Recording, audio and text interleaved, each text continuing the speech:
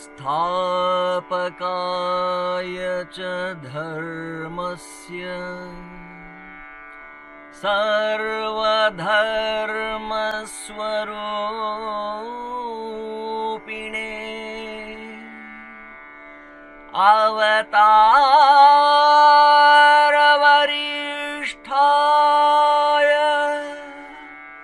रामकृष्णाय ते नमः। रामकृष्णाय ते नमः।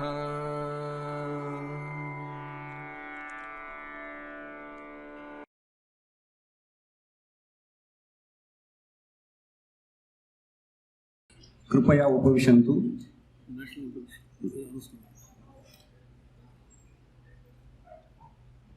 सर्वप्रथमं राष्ट्रगीतं भवेत्, अतः सर्वे अनुरुध्यन्ते राष्ट्रगीतार्थम् उत्तिष्ठन्तु इति। राष्ट्रगीतं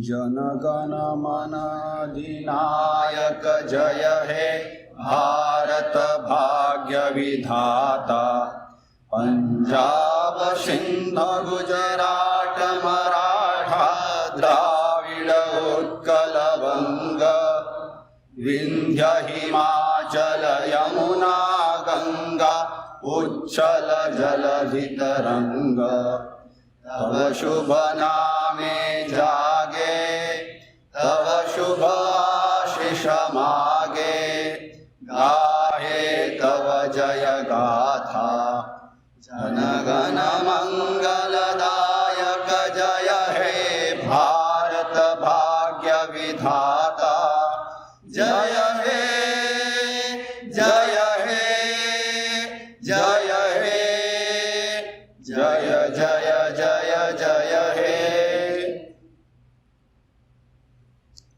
धन्यवादः। उपविशन्तु कृपया।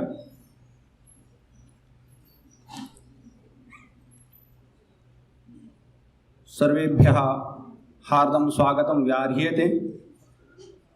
रामकृष्ण मिशन विवेकानंद विश्वविद्यालयः श्री वेंकटेश्वर वैदिक विश्वविद्यालयेन सह सप्ताहव्यापी परिसंवादम् आयोजयति। वेद वेदांत सप्ताह इति नाम तस्य प्रारंभे मंगलाचरणं कुर्वन्ति अस्य विश्वविद्यालयस्य छात्राः वेदपाठेन। छात्राः वेदपाठार्थम् आहूयन्ते।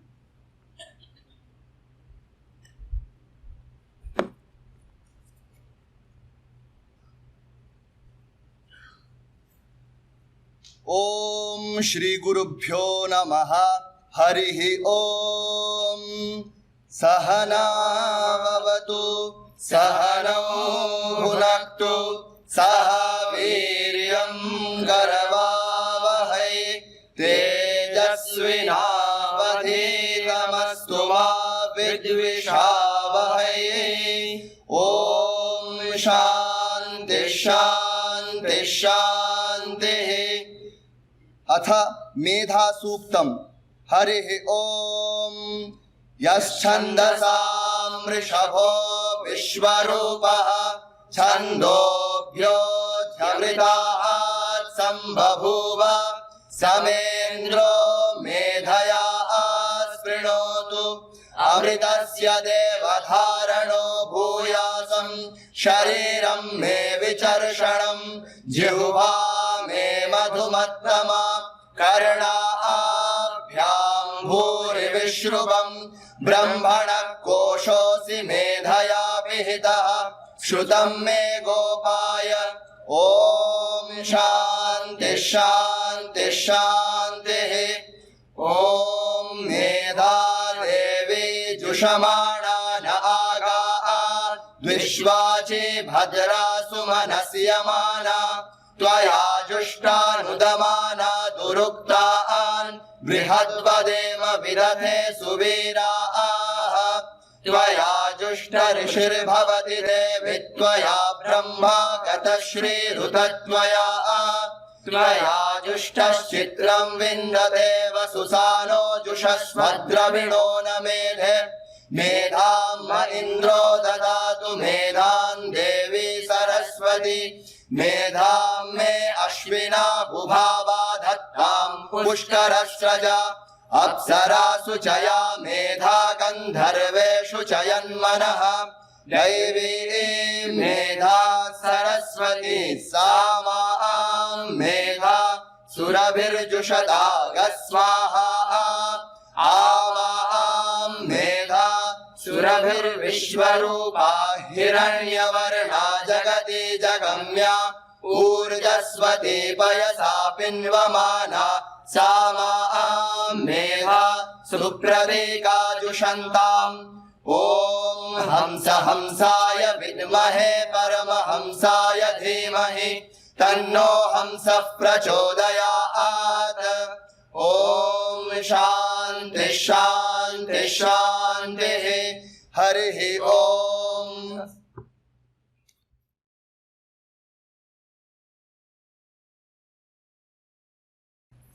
छात्रेभ्यः कार्तज्ञं व्याह्रियते। भगवतः रामकृष्णस्य षोडशसु सन्न्यासिशिष्येषु अन्यतमः स्वामी रामकृष्णानन्दपादाः। तैः मैसूरस्थे संस्कृतमहाविद्यालये संस्कृतेन एकं भाषणं प्रदत्तं।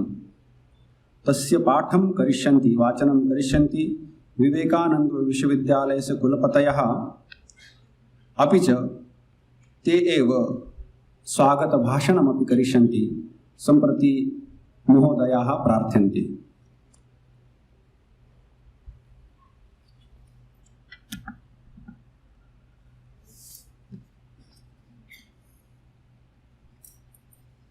ভগবদ অনুগ্রহে ঈশ্বর সংকল্পে আমাদের এই আলোচনা চক্র আয়োজনা করতে পেরেছি আমরা। We have been able to organize this week-long discussion on Vedānta by the grace of God and by Isha Sankalpa. Swami Vivekananda said in his rules book meant for the Ramakrishna Mutt at Belur, no new scriptures are necessary. The Vedas are the eternal scriptures. But the Vedas and the Vedanta and the Bhagavad Gita and the other scriptures have to be interpreted and understood in the light of the life and teachings of Sri Ramakrishna. And the Ramakrishna's life and teachings have to be interpreted and understood in the light of our ancient scriptures of the Sanatana Dharma. And he also said, on the occasion of the Mahotsava, meaning Sri Ramakrishna's birth anniversary, which is celebrated every year at Belur Mutt and other centers of the Ramakrishna Mutt and Ramakrishna Mission and innumerable other centers devoted to the ideology of the Ramakrishna Vivekananda. On this occasion, Vivekananda said that there should be at least a week-long celebration discussing the ancient scriptures of the Sanatana Dharma, the Vedas, the Vedanta, the Bhagavad Gita, etc., in the light of Ramakrishna, his life and teachings. Vivekananda also said that Advaita Vedanta is one of the schools of Vedanta, and the other schools of Vedanta also need to get equal prominence, because the great acharyas came one after the other as incarnations and commanded by the divine and to teach humanity. He wanted Vedanta in all its aspects to be studied and understood, only suited to the modern conditions, so that Vedanta will become a universal philosophy and a religion. He also prophesied that Vedanta will be the future religion and philosophy of rational humanity at large. Particularly, it will stand to the challenge of the modern science and technology. So, keeping this in view and in respectful compliance of Swami Vivekananda's vision and dictate, we have been able to organize this Ramakrishna Mission Vivekananda University, bearing the hallowed name of Swami Vivekananda, in collaboration with Sri Venkateshwara Vedic University, which is represented here in the dais by the Honorable Governor Sri E.S.L. Narasimhan, who also happens to be the Chancellor of this university, and the Honorable Vice Chancellor, Professor K.E. Devanathanji. A week-long discussion on the three schools of Vedanta, the Viśiṣṭādvaita, Dvaita and Advaita, and Shayanacharya's Bhashya on the four Vedas, Chaturveda Bhashya Alochana. Many scholars are coming. We have in the dais today a very great scholar, Professor K.E. Devanathan. Although he specializes in Viśiṣṭādvaita Vedanta, he has great knowledge in Advaita and other systems, in Nyaya and Vyakarana, and we are very happy that he is here. We had a desire to have this conference to be inaugurated by Swami Ramakrishna. As you know, his name was Shashi Maharaj. He was one of the direct monastic disciples of Sri Ramakrishna and a great scholar of Sanskrit and mathematics.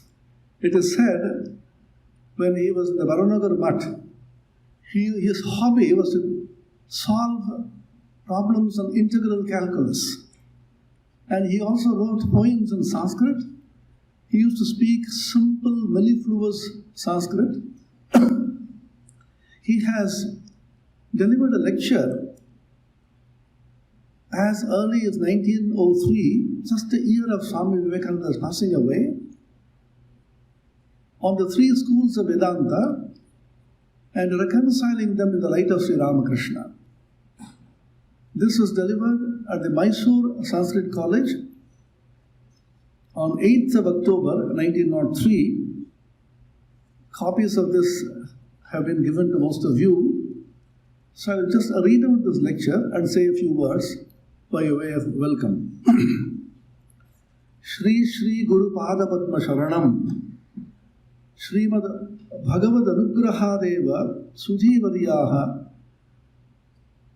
Bhavad Vidaihi Sadbhissaha Asmad Vidhanam Shudranam Samagato Bhavati Satsangadeva Tattvajigyasa Jayate Tattvancha Prakashate Tattvajnanadeva Punsam Trivida Dukhanam Atyanta Nivrittitaha Nishreyasa Adhigamo Bhavati Asadvishaya Sangat Kamas Sanjayate Satsangattu Kamo Vinashyati Uttamcha Satsangatve Nisangatvam Nisangatve Nirmohatvam Nirmohatve Nischalatatvam Nischalatatve Jivan Muktihi Iti Atah Satsanga eva Mokshadvara Kavata Patanakariti Kimu Bhaktavyam Vartamana Kale Asmin Bharata Khande Trayas Tattva Nirnaya Kartaraha Sanjata Te Sarve Dakshinatyam Alankurvantah Avateruhu साक्षात् शङ्करमूर्तिः श्रीमच्छङ्कराचार्यः तेषां प्रथमः।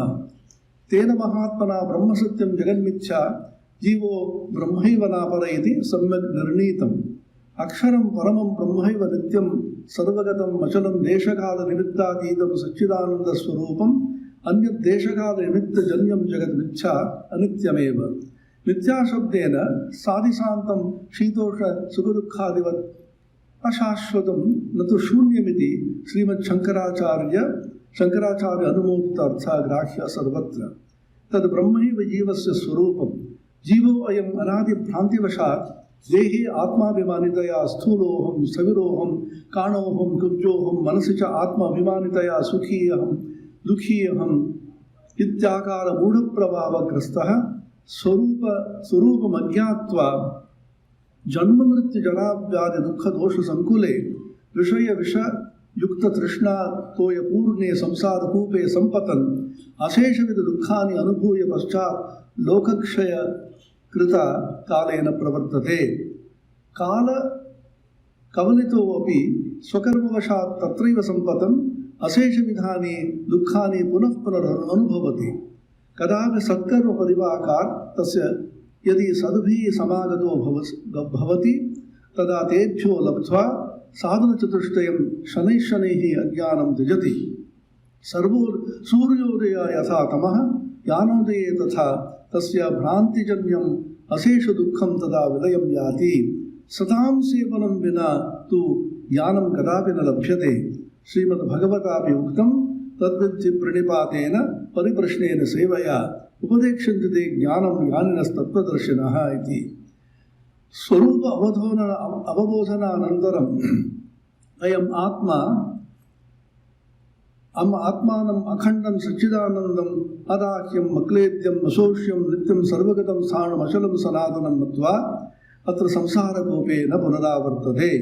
श्रुतिस्मृतिपुराण इतिहासीदीन् ग्रन्थान् सम्यक् विचार्य श्रीमच्छङ्करभगवत्पादैः एतत् विनिश्चितं। कालक्रमात् तत्प्रसाद सम्प्रदाययुक्तानाम् अद्वैतमार्गगामिनां सत्सङ्गपरित्यागात् साधनचतुष्टय अप्राप्तेः तत्त्वज्ञानं न सम्भूतम्।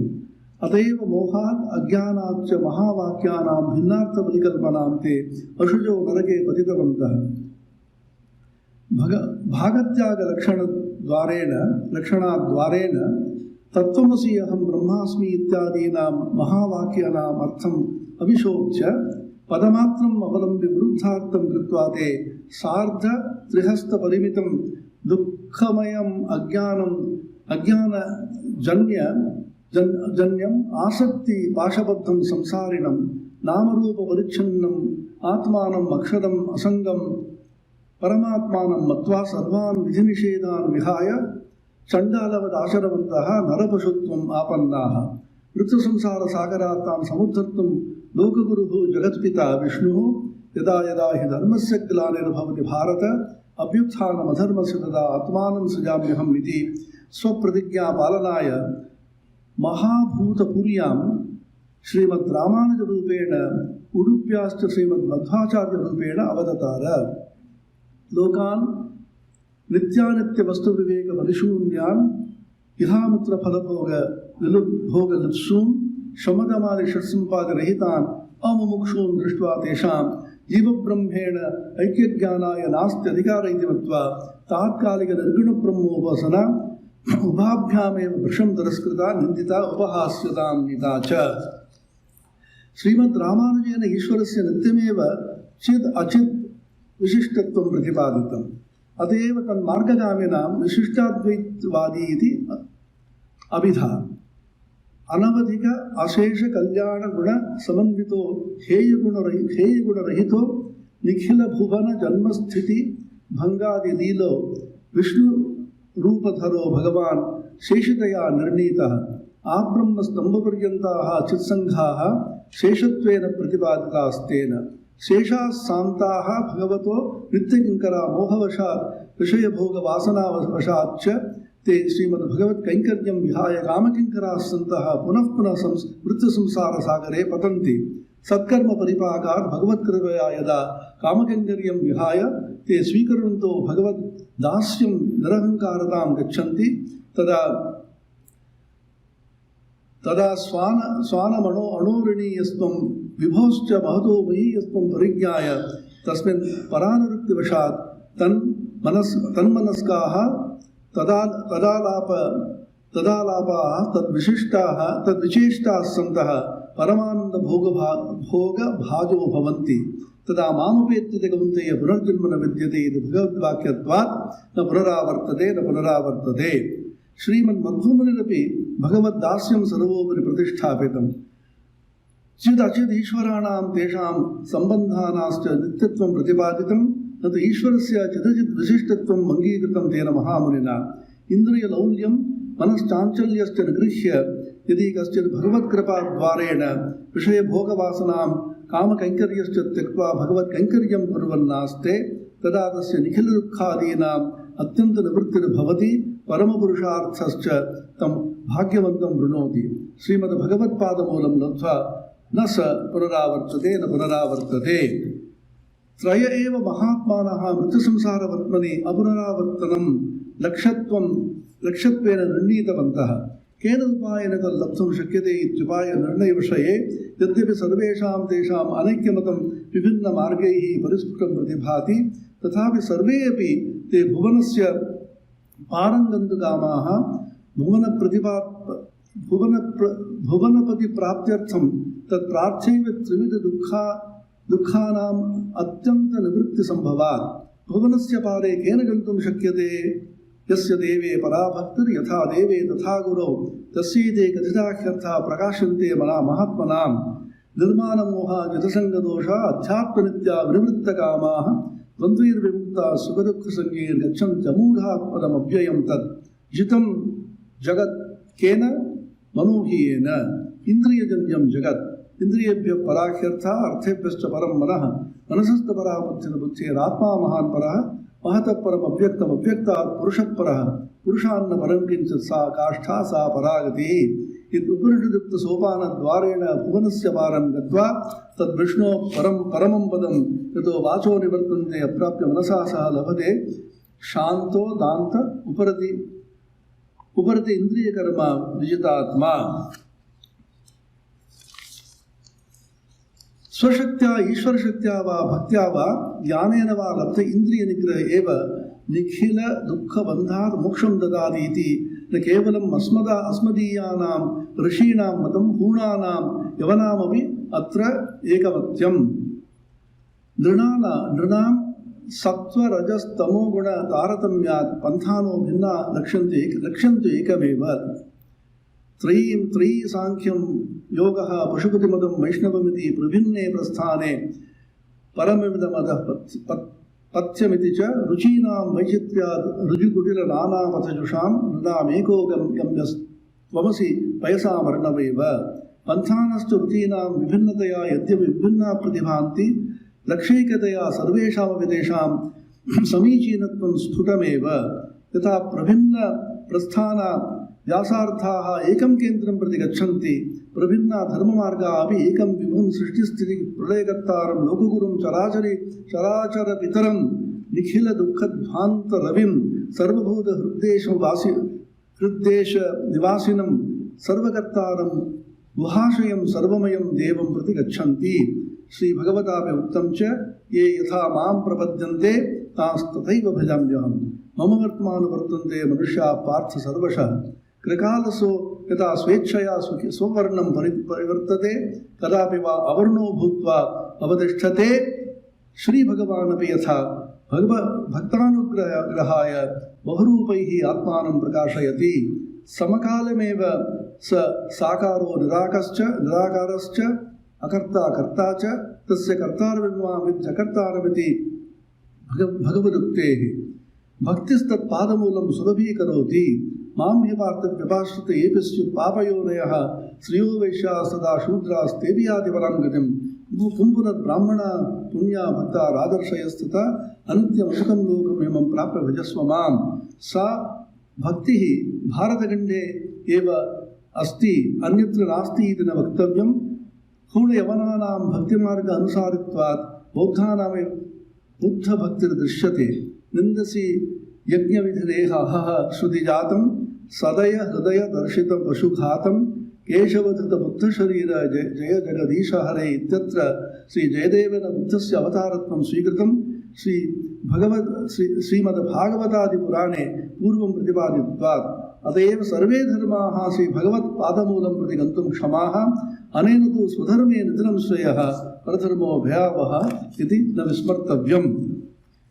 एवं सति स्वकीयस्य धर्मस्यैव केवलं सत्यत्वं समीचीनत्वम् अन्यधर्माणाम् असत्यत्वमिति असमीचीनत्वं स्वीकरोति प्रमातुं यतते च स मूढः शोच्य एव दम्भ अभिमानं मदान्धतया स केवलम् आत्मानं भगवत् प्रियतमं मन्यते कोऽन्योऽस्ति सदृशो मया इत्यज्ञानविमोहितः सन् एतान् पाषाण्डान् पङ्गपालवत् धरणीवक्षे समाकीर्णन् भ्रातृशोणिताक्तकलेवरान् क्रूरान् नरपशून् उद्दिधीर्षुः श्रीमद्विवेकानंद स्वामीवर्यस्य गुरुवरो देशिकराजा श्रीमद् रामकृष्णाख्य कश्चित् अतुलनीय ज्ञानभक्तिमय विग्रहः पुरुषोत्तमो श्रीमद् वङ्गदेशं वलङ्कुर्वन् बहुजनहिताय बहुजनसुखाय इदानीमेव प्रादुरासीत् सत्वरजस्तमोगुणभेदात् भिन्नरुचीनाम् अतएव भिन्नमार्ग अनुसारिणां प्रयोजनाय बहुविधधर्माणाम् अवश्यं भावित्वं समीचीनत्वं सम्यक् प्रतिपादितश्च तेन महात्मना सनातनधर्मरूपेण तेन सनातनधर्मस्य सर्वभौमिकत्वं सर्वकाल सर्वप्रयोजनीयत्वं सम्यक् दृष्टं स्थूलदृशां संकीर्णमनसां दृष्टौ तु सनातनः सर्वभौमिकोऽपि वेदमूलोऽयं धर्मः कस्यचित् सम्प्रदायस्य प्रयोजनसिद्ध्यर्थमेव विधातृविहितो न तु सर्वेषां रक्षणाय शास्त्रज्ञान अभाव एव एतत् संकीर्णतया कारणं शास्त्रे सम्यक् अधीते चिन्तिते च न कस्यापि अस्मिन् अपसिद्धान्तो रुचिर्भवति भवन्तः पण्डितवर्याः सर्वशास्त्रकुशलाः परदुःख असहिष्णुवा इति मत्वा दासोऽयं भगवत्सकाशम् अद्य आगतवान् शास्त्राणाम् अनध्ययनादेव सर्वलोकहितचिकीर्षूणाम् आर्यवंशभूतानां वर्तमानवंशधराः क्षुद्रचित्ताः संकीर्णमनसस्तन्तः इदानीं भृशं शोच्या भवन्ति भवतां करुणाकटाक्षादेव तेषां सुमतिर्भवति भविष्यति इति मन्वानः अहमद्य तेषां स्वाध्याय अध्यापनार्थं भवतः प्रार्थये दानेनैव विद्यायाः उपचयो भवति ज्ञानखला शोच्या एव भवतां सकरुणकटाक्षं प्रतीक्ष्य अधुना तूष्णीं तिष्ठामि हरिः ओम्. So this is a small beautiful speech by Swami Ramakrishna ji. So with this auspicious beginning, we will imagine that Ramakrishna himself is present here, and Sri Ramakrishna desired that all the schools of Vedanta in particular, and all the religions in general, have to be harmonized, and the main purpose of all religious systems is to seek and find God, whatever may be the system. So today I'm very happy to welcome all of you, particularly the students from various universities, the scholars and the teachers, monks, and the devotees who are present here. And we are extremely delighted and fortunate to have been able to have the Honorable Governor of Andhra Pradesh and Telangana, Shri E.S.L. Narasimhanji, who is the chief, guest in chief for this meeting, and he will give us address late after the speeches today. And we also have the Lady Governor, his wife is also here, and we are proud to say is one important identity as far as we are concerned is that he is an ex-student of the Ramakrishna Mission Vivekananda College in Chennai. He passed from that college just the same year in which I entered that college. He studied for 4 years, 1 year pre-university course and 3 years of BSc Physics, which I also did immediately following him. We're extremely happy to welcome you, sir, on this auspicious occasion of the inauguration of the Vedanta Saptaha. We also have with us the Chancellor of this university and the Secretary General of the Ramakrishna Mutt and the Ramakrishna Mission, revered Swami Suhitanandaji, who will be also speaking to us today, presiding over this evening meeting. And he has been a pillar of support for us. And when we started this university, we had an idea, following Swami Vivekananda's vision, that the East and the best elements should be combined. Swami Vivekananda told Swami Premananda, his very dear brother disciples, on the very day he passed away, on 4th of July 1902, it is recorded in Swami Premananda's reminiscences that Swamiji came for a walk with Swami Premananda in Belur village and showing these lands, and we very fondly believe that perhaps these are the lands which Vivekananda showed to him. And he said in Bengali, Prachina Bharatvarsher Dhara Bojai Rekhe, তার সঙ্গে সঙ্গে আধুনিক জ্ঞান বিজ্ঞানেরও অনুশীলন যাতে হয় এমন একটি বিশ্ববিদ্যালয় গড়ে তুলতে হবে, keeping the ancient Indian wisdom intact, blending it harmoniously with the modern science and technology. We should have a university at Belur. So we have two blocks. Recently we have inaugurated the last year. Swami Atmasthanandaji Maharaj, our revered president, inaugurated this building. It's called Pragya Bhavan. We have two wings, mirror images of each other. One is the School of Indian Heritage and the other the School of Mathematical Sciences. And in the Indian Heritage, we started a course which is a 5-year integrated course in Sanskrit, 3 years of BA and 2 years MA, in which the students are taught Sanskrit literature, language, specializing in Vyakarana, Vedanta, in Sanskrit medium. Very few universities can boast of this. Hardly, maybe half a dozen universities and institutes all over India teach Sanskrit through the medium of Sanskrit.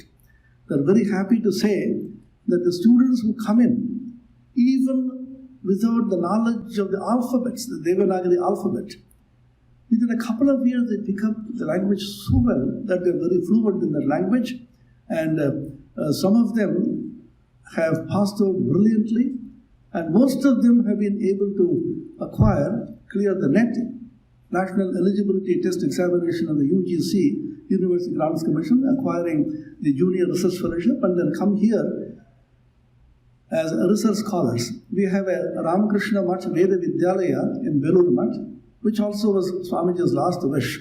He wanted to revive the Vedas. So for that he said we should have an institution for the revival of Vedas. The students who are groomed there, they come to this university. That's a feeder institution. Swami Vedānta, who is the compere today, is the principal of that institution. So we have a massive program in Sanskrit, which is a modern Gurukula. The modern Gurukula, 13 years they study here, and when they come out, they are not only fluent in Sanskrit, but they passionately studied and propagate Sanskrit. I'm very happy to say that in the recent years, most of the colleges and schools, in particularly West Bengal, have teachers who have been groomed in the Ramakrishna Mission. So that's a great news for us, and Swamiji would be very happy. So I welcome Swami Suhitanandaji also in our midst. And we also have, as I said, Professor K.E. Devanathan, who is the Vice Chancellor of Sri Venkateshwara Vedic University. He has been associated with this program since its inception. He has been our close friend and philosopher and guide. He has visited us several times. And recently we signed a memorandum of understanding with Sri Venkateshwara Vedic University, in the exchange of scholars, exchange of faculty. And we also are extremely gratefully able to declare today that through the Venkateshwara Vedic University, through the good offices of the Chancellor, the Honorable Governor who is here, and the Vice Chancellor, Professor K.E. Devanathan, we have been assured a recurring grant for the promotion of the Sanskrit language. So I acknowledge this with great gratitude on this day, and we are grateful to the Governor, Honorable Governor, as well as the Vice Chancellor for this. And then Swami Japasiddhananda, young monk, who is the head of the Department of Sanskrit, has been working very hard for this, and our students have been, of course, putting in extra efforts to make this successful. I particularly mention, even at the risk of embarrassing the person, we have here Sri Nripen Acharya, who has been repeatedly telling us, emphasizing the importance of promotion of Sanskrit, and has been a great pillar of support, financial support, and moral support, and ethical support. So he is also present here. We also welcome him particularly. So welcome to all of you. Swagatam, Suswagatam.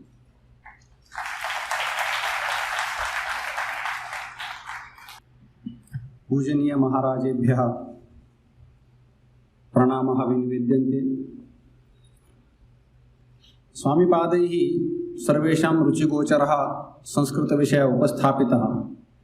यद्यपि मदीयसीमाम् अहम् अतिक्रामः तत्र कश्चित् विषयः संस्कृतसम्बद्धः सर्वेषाम् अपि प्रियः स्यात्।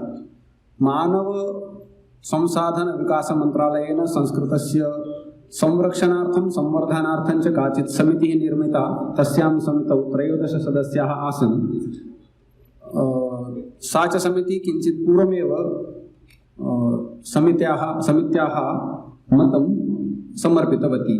तत्र संस्कृतस्य भारते सम्प्रति का दशा अस्ति इति विषये किञ्चित् अहम् आङ्ग्लभाषया एव लिखितमस्ति, आङ्ग्लभाषया एव पठामि। Current status of Sanskrit education. Sanskrit is being taught from 1st standard to 12th standard as one of the optional languages in various states at various levels for various number of marks. If in Kerala offers Sanskrit as one of the languages from 1st standard, about 14,000 schools affiliated to Vidya Bharati Akhila Bharatiya Shiksha Samsthana teach Sanskrit from 2nd standard.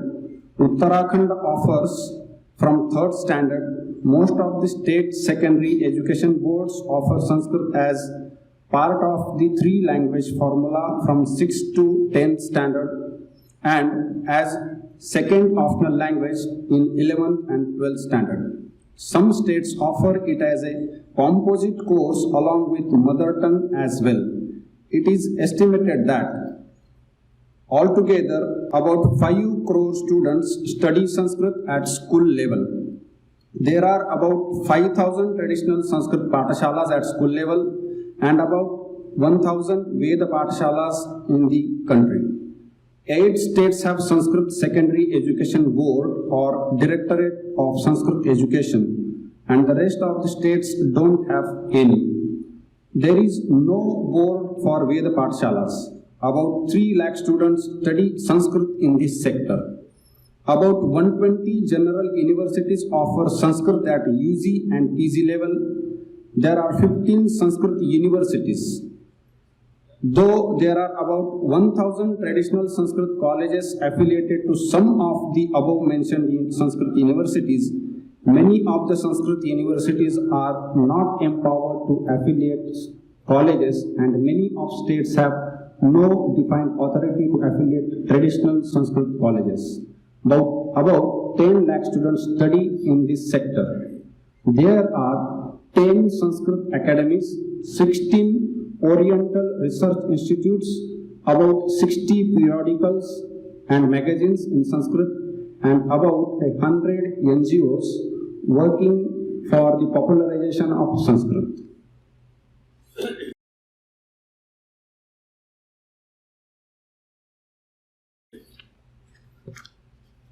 बहुकालात् अस्माभिः प्रतीक्षमाणः विषयः अस्मासु उपस्थिताः मान्याः राज्यपालवर्याः महोदया प्रार्थ्यन्ते यत् वेदांत सप्ताहस्य उद्घाटनम् उद्दिश्य भाषणं कुर्युः। महोदयाः।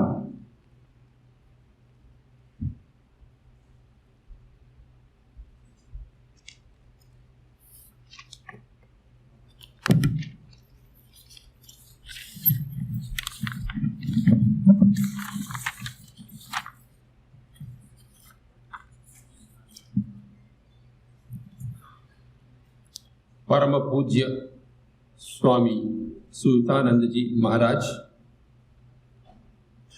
We all talk about the Atma, which is the only eternal thing. The physical body perishes, but Atma is eternal.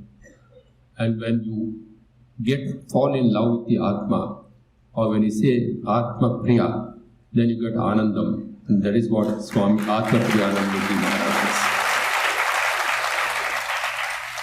And we have with us, who else? When you talk of Atma, then there is also a thing called Paramatma. The word Para means above all, the Atma, Paramatma. So also for all the Devas, there is a Nathan, and that is Professor Devanathan that we have with us here. But to achieve all this, or to achieve Brahma, or to go to the Brahma, all that we need to do is Japa and Siddha. And only if you do Japa and Siddha, you become Japa Siddha Anuruddha. With such eminent persons on the dais, I pay my obeisance to you all, sir. Scholars, Acharyas, members of the faculty, students of the university. I thank you very much for giving me this opportunity to be in your midst this evening. I am indeed privileged to be part of this Vedanta Saptaha being organized by the Ramakrishna Mission Vivekananda University in collaboration with the Sri Venkateshwara Vedic University. A few minutes back, when we went to do the switch on for the email thing, you saw what Tamasoma Jyotirgamaya meant, from darkness into light. We were in darkness for a few minutes, and when the light became, we went into Jyotirgamaya, and that is what Tamasoma Jyotirgamaya. We experienced the effect of Tamasoma Jyotirgamaya. My whole approach to this program will be one of Asatoma Satgamaya. And I do hope by the time I leave Belur, I have also got Tamasoma Jyotirgamaya. So you will pardon me if my speech is on the basis of from ignorance to knowledge. Asatoma Satgamaya will be my approach to this speech today.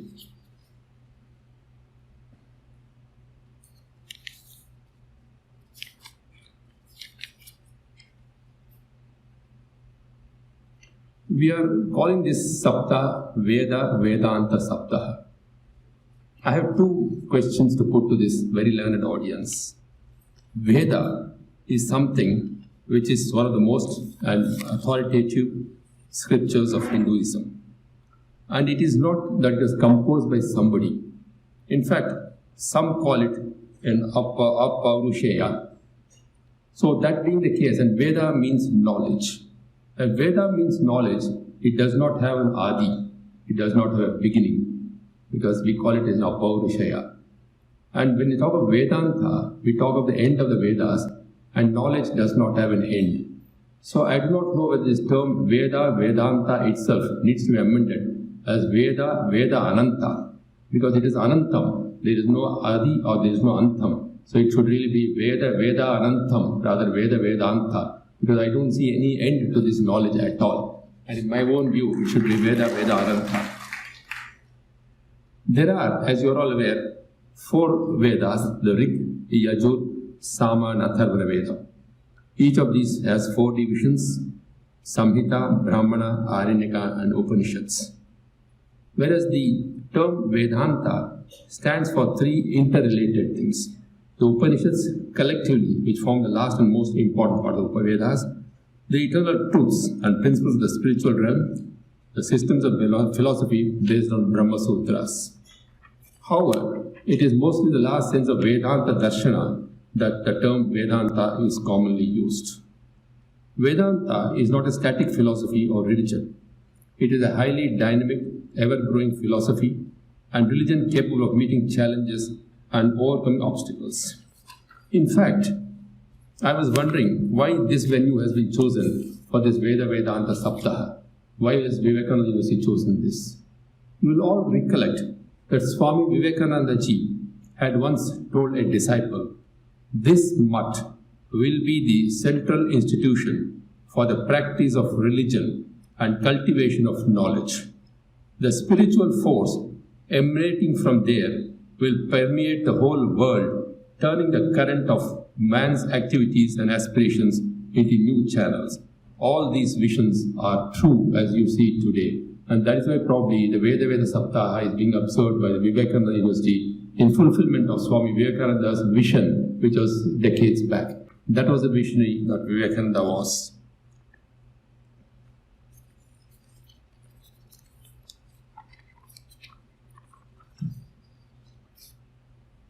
Vedanta, as I told you, Vedanta, the process of Vedanta, they said that is growth in three phases. The formative phase, during this period, the Upanishads, the Gita and the Brahma Sutras, the three scriptures are together called the Prasthanatraya, provided the basic concept of Vedanta such as Atman and Brahman. This scholastic phase, which during this period, great teachers like Shankara expounded and expanded the original intuitive insights of Vedic rishis and the teachings of the Gita, and established Vedanta as a cogent, comprehensive system of philosophy. During this period, Vedanta split into a number of philosophical schools and religious sects. The main philosophical schools were Advaita, or non-dualism, propounded by Shankara, Viśiṣṭādvaita, propounded by Ramanuja, Dvaita, propounded by Madhava, and Dvaita, propounded by Vallabha, Achintya Bheda Abheda, propounded by Jiva Goswami. Now, Sri Ramakrishna Swami taught from his realization that all spiritual paths lead to the same ultimate goal, Yato Mat Tato Pat. As many views, so many paths to God. Ultimately, all that we need to achieve is Brahman. Like, for example, gods. Ekam Sat Vipra Bahuda Vadanti. God is one, you address him by many names. So also, same Brahma can be attained by various paths. So when you talk of the Vedas, in fact, we talk of the four Vedas. To my knowledge, there is probably a fifth Veda, which is Sangeetam. I call Sangeeta as the fifth Veda of the whole this thing. Because Vedas ultimately teach you the path to achieve Brahma, or to achieve the ultimate bliss. And in Sangeetam also, if you look at the various composers, particularly of Carnatic music, you will find that all the music is towards focusing how do you attain moksha. When Annamacharya sings, Shriman Narayana, Shriman Narayana, Shriman Narayana me, Ni Charana me, Sagati. When he surrenders himself to the Lord, to the feet of the Lord. In fact, you will find the entire songs of Tyagaraja Kritis are towards the element of Sharanagati. Ultimately, it is the element of Sharanagati which becomes more important in the achieving of Brahman. The taking away of the I, the element of ego, the Aham Brahmasmi being taken away, and the whole thing moved out towards God, that you are everything. That Sharanagati concept becomes very important. And therefore, I would say that Sangeeta is probably the fifth Veda. So also, in terms of achieving this Brahman, various concepts have been thought of. Some have thought of Bhakti Yoga, some have thought of Dhyana Yoga, some have thought of Karma Yoga. Krishna, when he expounds to Arjuna, first starts off with Dhyana Yoga, and he gets very confused. But in Dhyana Yoga, ultimately when you pray to the Lord, you pray that you must get Dhyana, so you're asking for something. When you go for Bhakti Yoga, it requires a much higher level this thing. You have to get that level of Bhakti to achieve moksha. But in Karma Yoga, he says, Karmine Vadika Raste Ma Paleshuja. That is where you really do something without asking for any fruit. And so he says, but I would feel that all these three will have to be practiced simultaneously. And more important than all these three, I feel, is the fourth yoga, which is called the Dhyana Yoga. In fact, Dhyana Yoga, for people like me, is the simplest yoga. A man who cannot practice either Bhakti Yoga or Dhyana Yoga or Karma Yoga, I think Dhyana Yoga, where you only recite the name of the Lord and you get his protection. For example, when Draupadi's Vastrabharana was being done in the court, she looked at her relations. She looked at Yudhishthira, she looked at Bhima, she looked at Arjuna, she looked at Nahar, Nakula, she looked at Sahadeva, she looked at Acharyas, hoping that they will all come to her rescue. But none came to her rescue. And she was, after all, then why did Krishna not come to her rescue? It is only when she said, Anada Rakshaga Avat Pandaga. She addressed Lord, she said, Anada Rakshaga Avat Pandaga. That is where Krishna comes and protects her and gives us that entire sari which goes on and on endlessly. So also, when you come to Gajendra Moksham, when the tortoise catches the feet of the elephant, all that the elephant does is, it says, Oh Narayana. And Lord is there taking care of it. So the Dhyana Yoga, I think, is probably the easiest yoga for people like me. Whereas for people like and scholars like you and Swamijis, probably Bhakti Yoga, Jnana Yoga, Karma Yoga, everything all combined, all put together may probably take you to moksha. But that is why I think God brought in this element of Dhyana Yoga as a simple thing. But Ramakrishna's principle, which forms the basis of Dharma Samanvaya, or harmony of religions, came to be applied within Hinduism itself in due course. This has given rise to a sense of unity among Hindu sects in modern times, in spite of many differences in customs and outcomes. Vedanta, as I told you, the Sanskrit Vedanta means Upanishads, the most important philosophical of the Vedic text. The school of Vedanta seeks to answer questions about the relation between the Atman and the Brahman, and the relation between the Brahman and the world.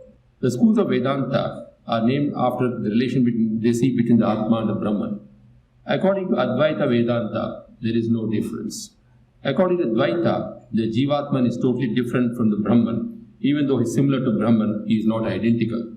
According to Viśiṣṭādvaita, the Jivatman is a part of the Brahman and hence is similar but not identical.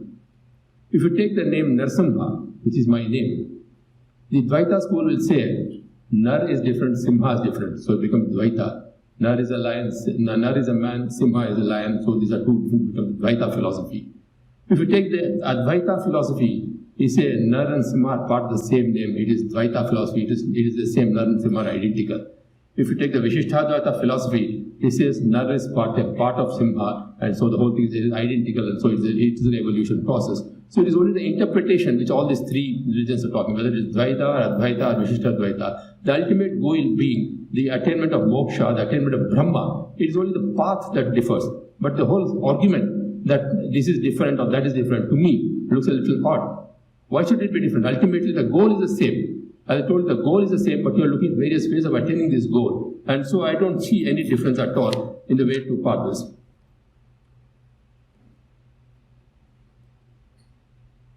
Swami Vivekananda had said, our sacred motherland is a land of religion and philosophy, the birthplace of spiritual giants, the land of renunciation. Each nation has a theme. Everything else is secondary.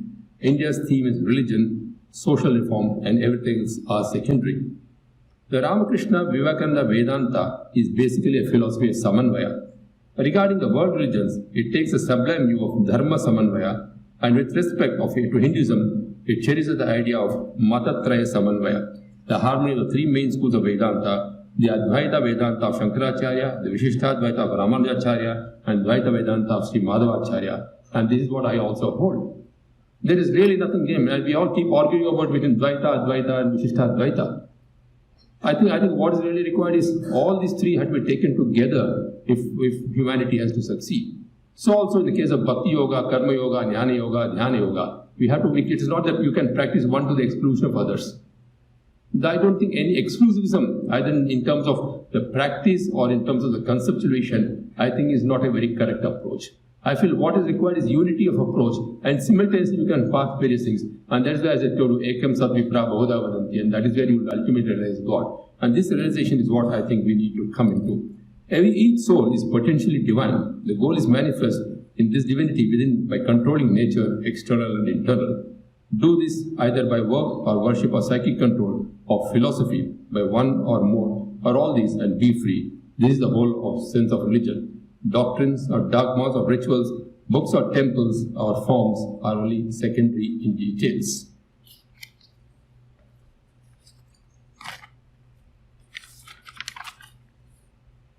In fact, self-esteem is one of the most important factors in the development of an individual, a community, or a nation. Enhancement of self-esteem of a nation happens by understanding its past achievements, strengths, and by transmission to next generation, and that is what our Vedas are. Unfortunately for us Indians, we have a weakness. We have traditional wisdom which is always available with us, but we look to its acceptance by the Western world, by the outside world.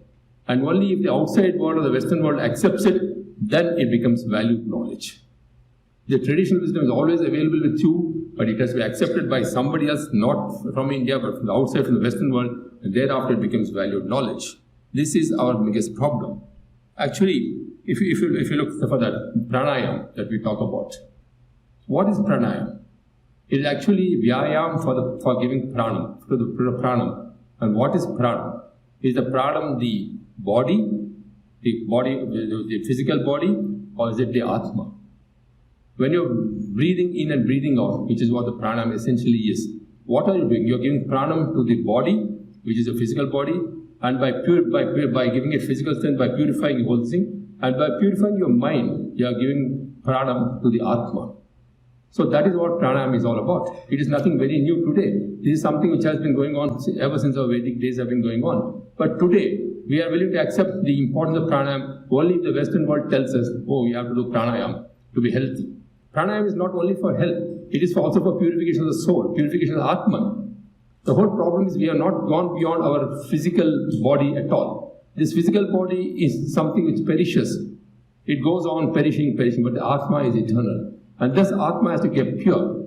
And somebody might raise the question, when the physical body feels the pain, it feels the hurt, it gets dirty, it gets vanquished, why doesn't the Atma get it? And that is the essence of Atma. The Atma being within you is outside you. It is like a lotus in water.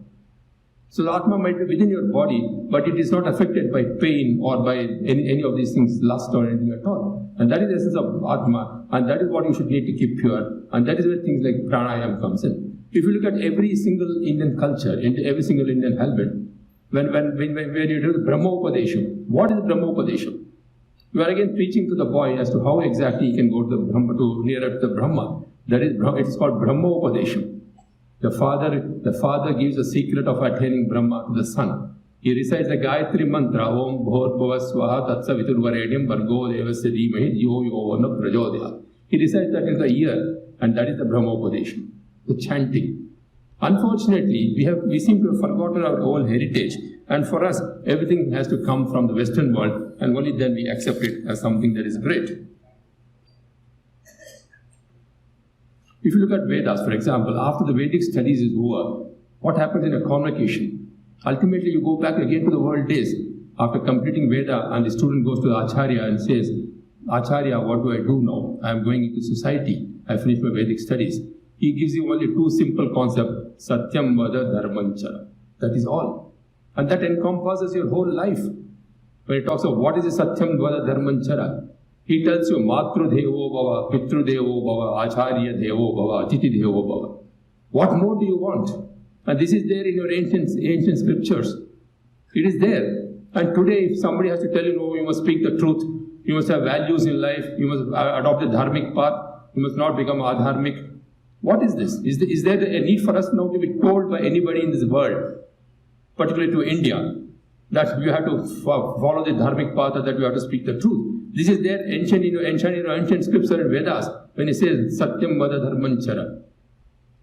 Today, why is it that the society has become so divided? Because the human relations have gone apart. Families have been torn apart. Your relations, your value systems have gone away completely today.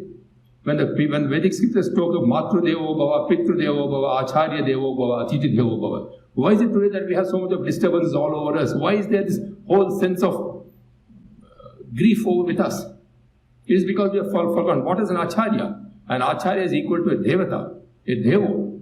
Even in the days when we were students, I remember when I was in Vivekananda college, the first thing that we had in the morning was our prayers. Sahana Vavatu, Sahano Bhunaktu, Sahavidyam Karavavai, Tejasvinavadi, Tamastumavit, Vishavai, Om Shanti, Shanti, Shanti. Or it says Asutoma Satyamaya, Tamasoma Jyotirkara, Mrityoma Amritangamaya. And you start with prayers and an Acharya. And what do you do with an Acharya? You don't say hi, bye. You always used to fold your hands. When you're folding your hands, you are really saying, what you are doing is folding the hands means you are saluting not the physical body of the Acharya, but the Atman within the Acharya. That is the concept of doing Namaskaram. Whereas now it is hi, bye. The very concept of an Acharya today has collapsed for us. And that is why you have all these disturbances going on today, because you don't consider an Acharya anymore as a Devata. An Acharya is somebody who is supposed to give you all the precepts in life. And today he is no longer there. Matru Devo, Pitru Devo Bhava, Matru Devo Bhava. What is it Mata and Pita? What is the importance of Mata and Pita today? Today you are coming from the joint family system, you come to the micro family system. Probably even the husband and wife don't get to meet these days. So probably once a year on a holiday in Switzerland. And we have run away from all these things, and that is why we are getting disturbed. And all this, that is why I think, ladies and gentlemen, I think we need to go back to our ancient traditions, our ancient heritage. Our heritage is one of the richest heritage. There is nothing that is not given in our Vedas. There is nothing that is not available in our scriptures. Unfortunately, we have forgotten everything. When you talk of food habits, why is it that you observe a certain timing, a certain discipline, certain food habits particularly? Because it is healthy. But today at the age of 25, 30, the doctor tells you can't take sugar, you can't take salt, you can't take this, you can't take that, because you don't have a discipline in your life. The whole thing was discipline. When the student lived with the guru, it is a Gurukula system. The guru and the Sishya were as a part of a kulam. So the attachment automatically went, like what you see in the Ramakrishna Math today. Unless the guru and the acharya stay together as a kulam, as a family, the Gurukula system has to grow. I think we need to go back to our heritage. We need to go back to our traditions. I'm not saying that we need to go backwards. It is not going backwards at all. You will find that ultimately it is backwards which is today becoming forward. But unfortunately, that forward certification has to come to us from the West. And we cannot certify ourselves. What is yoga? We all talk of yoga today. What is yoga? Yoga is something taking you nearer to the Lord by meditation. Today you have to be told that you have to do yoga, it is good for your health, you have to meditate. That will give you mental peace of mind. Do we have to be told about this? Meditation is something which our rishis and munis have been doing for ages. And why is our memory failing? Because all these Vedas were given by Shruti. It was transmitted by word of mouth. It was not given in writing for you to memorize. And the more you say it, more Shruti, it keeps on going from age to age and age. Unfortunately, I think we have failed in transmitting this message of our rich heritage, a rich culture, a rich civilization, down to ages. I'm very happy that institution like the Vivekananda University here or the Vedic University in Tirupati is doing this job today, getting back to our traditional values. It does not mean that we are going backward at all, because we are using computers, we are moving forward. We are only trying to sort of mix the old with the new. It is kal, aaj aur kal. Yesterday, today and tomorrow. Yesterday becomes today, today becomes tomorrow, only if you go in this gradual progression. A child cannot be born and start running 100 meters Olympics. It has to grow. It has imbibed these traditions. It has imbibed the values from the family. Why is there a breakdown in a value system today? It is because we don't find time to spend with our children and teach them the traditional values. And what is a value system? What is your acharam? What is your pracharam? We are not doing the pracharam at all. I think we have given up many of our old things, and that is why I'm afraid we have come to this situation that all that we are doing is we are arguing on simple matters. I mean, it's just like somebody says this, Viśiṣṭādvaita is more classical than Advaita is better than Dvaita. I think we are all the time doing these wars, instead of saying that ultimately it's all leading you to Brahma, and how do we really bring about unity? All these things are supposed, I think the unity of religions, the unity of thought, the unity of action, I think this is the call of the hour today. I think unless we learn to be united in our ways of doing things, I'm afraid society is going to get split. And today, I think it's a great job that is encompassed on universities, bodies like the Ramakrishna Math, the Vivekananda University, or the TTD Vedic Pathashala, to bring about this unison of mind, the unison of thinking, the unison of action. If we are able to bring in this, I think we will go far ahead. I think ultimately, I think we need to understand one thing, that Sharanagati is the ultimate concept. There is no alternative to Sharanagati. This concept of I am doing this I concept is something I think we need to take away from us. It is not I, it is He who does it. Ultimately it is He. Whether it is just the Ashtaksharam, Om Namo Narayanaya Namah, or is it Dvaya Mantram, Sriman Narayanam Charanam Prabhate Srimate Narayanaya Namah, or whether it is the Sarma Slokam, Sarva Dharmanam Parityacha Mamekam Sharam Braja, Am Tva Papunas. So he says, Sarva Dharmanam Parityacha, give up everything and just surrender to me and I will take care of you. Can you have anything easier than that, sir? Is there anything easier than that, saying that you give up everything and say it is your responsibility? I mean, that surrender, that element of saying that I am nothing, you are everything, that element of respect towards elders, that element of faith, that element of trust, that element of confidence, that element of comfort, that is what I think we need to bring back into society. And once we are able to bring back that and say people have to live as human beings, and I think what exactly happens in an education institution like this, where beings are brought in and they are made human beings. There's a difference between being and human being. Every one of us is a being, but only some are human beings. And education, in the right atmosphere, the right culture, the right education, makes you a human being. And I think today the call of India, the call of the world is to produce human beings, is to produce citizens, is to produce people who will say, I'm proud of being an Indian, I'm proud of being a student of the Vivekananda University, I'm proud of being in the Ramakrishna Math. And that is what we need to do. In fact, I'm just reminded of The other day when somebody was mentioning that our former Prime Minister Vajpayee had once said, India is not a piece of land. It is a nation that is alive, Rashtra Purush. He has said, ये वंदन की धरती है, अभिनंदन की धरती है, ये अर्पण की भूमि है, दर्पण की भूमि है, कि नाड़ी नाड़ी हमारे लिए गंगा है, इसका कंकर कंकर हमारे लिए शंकर है, हम जिएंगे तो इस भारत के लिए, मरेंगे तो इस भारत के लिए, और मरने के बाद भी गंगा जल में बहती हुई हमारे अस्थियों को कोई सुनेगा तो एक ही आवाज आएगा, भारत माता की जय. I think this is what I think we need to bring into it. This, I think, is our biggest achievement, sir, is not saying whether Viśiṣṭādvaita is important or Dvaita is important or Advaita is important or Karma Yoga or Bhakti Yoga, Jnana Yoga, Dhyana Yoga. But I think we need to bring about this thought into our people that we belong to a nation which is ages old, the oldest nation in the world, the oldest civilization in the world, which has given everything to this world. What is not available in your Vedas, sir? Mathematics, astronomy, astrology, medicine, metallurgy, Vastu. What Vastu are you talking of today? Everybody talks of Vastu today. But is that Vastu there given in your Vedas?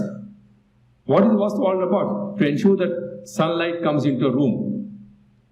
When you say the whole thing has to face east, you're looking at east, you have a window in the east, means so that sunlight is able to come into the kitchen. That's all that we're saying, facing east. So it is Vastu was there, astrology was there, astronomy was there, Vedic mathematics was there, metallurgy was there, medicine was there, operation surgeries were there. What is that we have not had in our Vedas, which we have today forgotten, unfortunately. And today we have to rush somewhere else for health treatment. It's all there in our Vedic history. So I think it's a time for us to revive our heritage, revive our traditions, revive our culture, revive our civilization. And it is there where institutions like you, sir, will do a great service, and I'm sure you will do it. And ultimately, I think all of us will be bound by one simple thing saying, Kayena vacha manesendriya buddhatmana prabhute savat karomi yaddam sakalam paraspai shriman naranati savatpayami. Whatever I speak, whatever I do in action, in deed, in thought, manasa, I surrendered at the feet of the Lord. Oh Narayana, I think that concept of Sharanagati, I think has to come into all of us. And if that concept of Sharanagati comes in, I think it will be nothing else. All that I would like to say at the end is, out of ignorance, adhyanam or jnanam, jnanato, adhyanato, or what I should say or what I should not say, I have probably said many things. I seek your pardon. And it is said in Tamil, when when the listening of Andal say, they call Krishna very small names. Ariyada Pillagal, Anvinal, Undannodu, Sirupe Raditeno, Siri Arulade. That says, out of sheer love and affection, they say, Krishna, we have called you various names. We called you various names. We talked about you in first person. We talked about equal. Please don't get offended. It was because of our love for you that we said all this.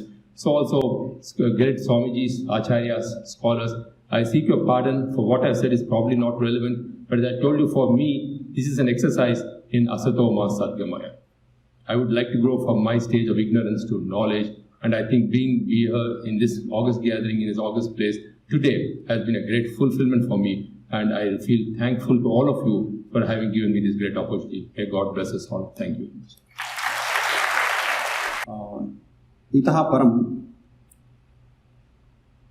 वेदान्तस्य वेदस्य वेदान्तस्य च साम्प्रतिके काले महत्त्वं किम् इति विषयम् आश्रित्य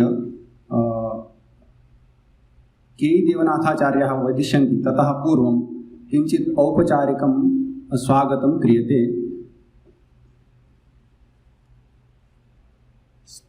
सर्वप्रथमं मान्यानां राजपालानां स्वागतं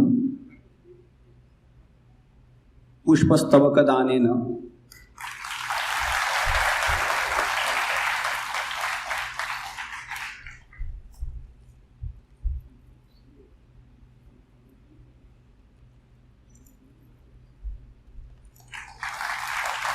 ततः परं स्वागतं ज्ञाप्यते पुष्पस्तवकदानेन परमश्रद्धेयानां श्रीमतां सुहितानन्दस्वामिना.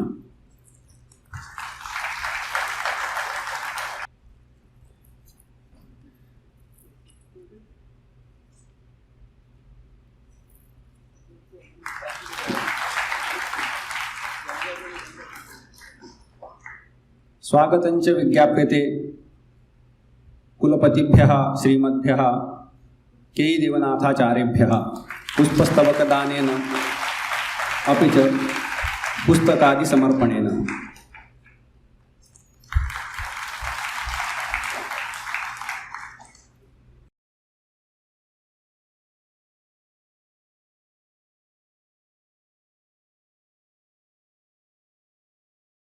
सम्प्रति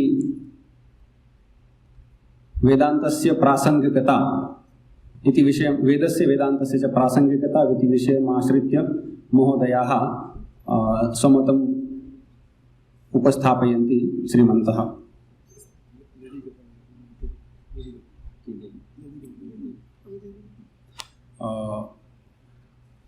किञ्चित् ततः पूर्वं मान्यानां राजपालानां सहधर्मिणी अपि अत्र उपस्थिता, अतः ताभ्यः अपि स्वागतं व्याह्रियते पुष्पस्तवकदानेन।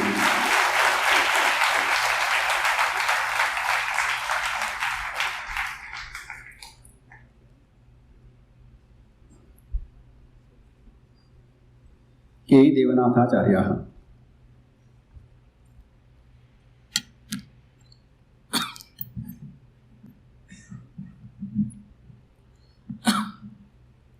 अखिल भुवन जन्मस्थेय भंगादिलीले विनत विविध भूत व्रात रक्षैक दीक्षे श्रुति शिरसि विदीप्ते ब्रह्मणि श्रीनिवासे भवतु मम परस्मिन् शेवुषी भक्ति रूपा समस्त जननीं वंदे चैतन्य स्तन्यदायिनीं श्रेयसीं श्रीनिवासस्य करुणामिव रूपिणीं। मंचे विराजमानः परम श्रद्धेयः अस्य सदसः मुख्यातिथि महाभागाः मान्याः आंध्र तेलंगाना राज्यपालाः श्रीमन्तः ESL नरसिंहन् महाभागाः, अस्माकं वेदविश्वविद्यालयस्य कुलाधिपति महाभागाः पूज्याः ते वर्तन्ते। सर्वप्रथमं तेषां कृते प्रणामान् निवेदयामि अस्माकं पक्षतः। तथैव महाराजाः स्वामी सुहितानंद महाभागाः, तथैव अस्य कार्यक्रमस्य आध्वर्यवः नेतारः स्वामिनः आत्मप्रियानंद महाराज महाभागाः, अन्ये च उपस्थिताः विद्वांसः छात्राश्च। मम तु महत् सन्तोषकरम् इदं दिनं भवति। मया अद्य प्रातः छात्रैः साकं तत्र कश्चित् विचारः कृतः, इंटरेक्शन् इत्युच्यते आङ्ग्लभाषायां तत्र कृतमस्ति। महान् आनन्दः आसीत्। तत्र छात्राः पुनः पुनः प्रश्नान् कुर्वन्ति। तत्र मम सन्तोषस्य कारणमिदं भवति, मया शास्त्रे कश्चित् विषयः वक्तुं शक्यते, मया केषाञ्चित् कृते संशयनिवारणं कर्तुं शक्यते इति एकः सन्तोषः। अपरः सन्तोषः विशिष्टाद्वैत वेदान्तस्यापि विषये जनाः प्रश्नान् कुर्वन्ति। There is a curiosity in the minds of our students in the subject of Viśiṣṭādvaita too. That is a great thing for me. तत्र विशिष्टाद्वैतस्य विषये एतादृश भावना वर्धते इति कृत्वा अहम् अत्यन्तं सन्तुष्टः भवामि। यद्यपि अहं कस्यचित् संस्थाविशेषस्य कुलपतिनाम्ना भवामि, परन्तु मूलतः अहं रामानुजसम्प्रदायस्थः भवामि। सः अंशः मां न त्यजति।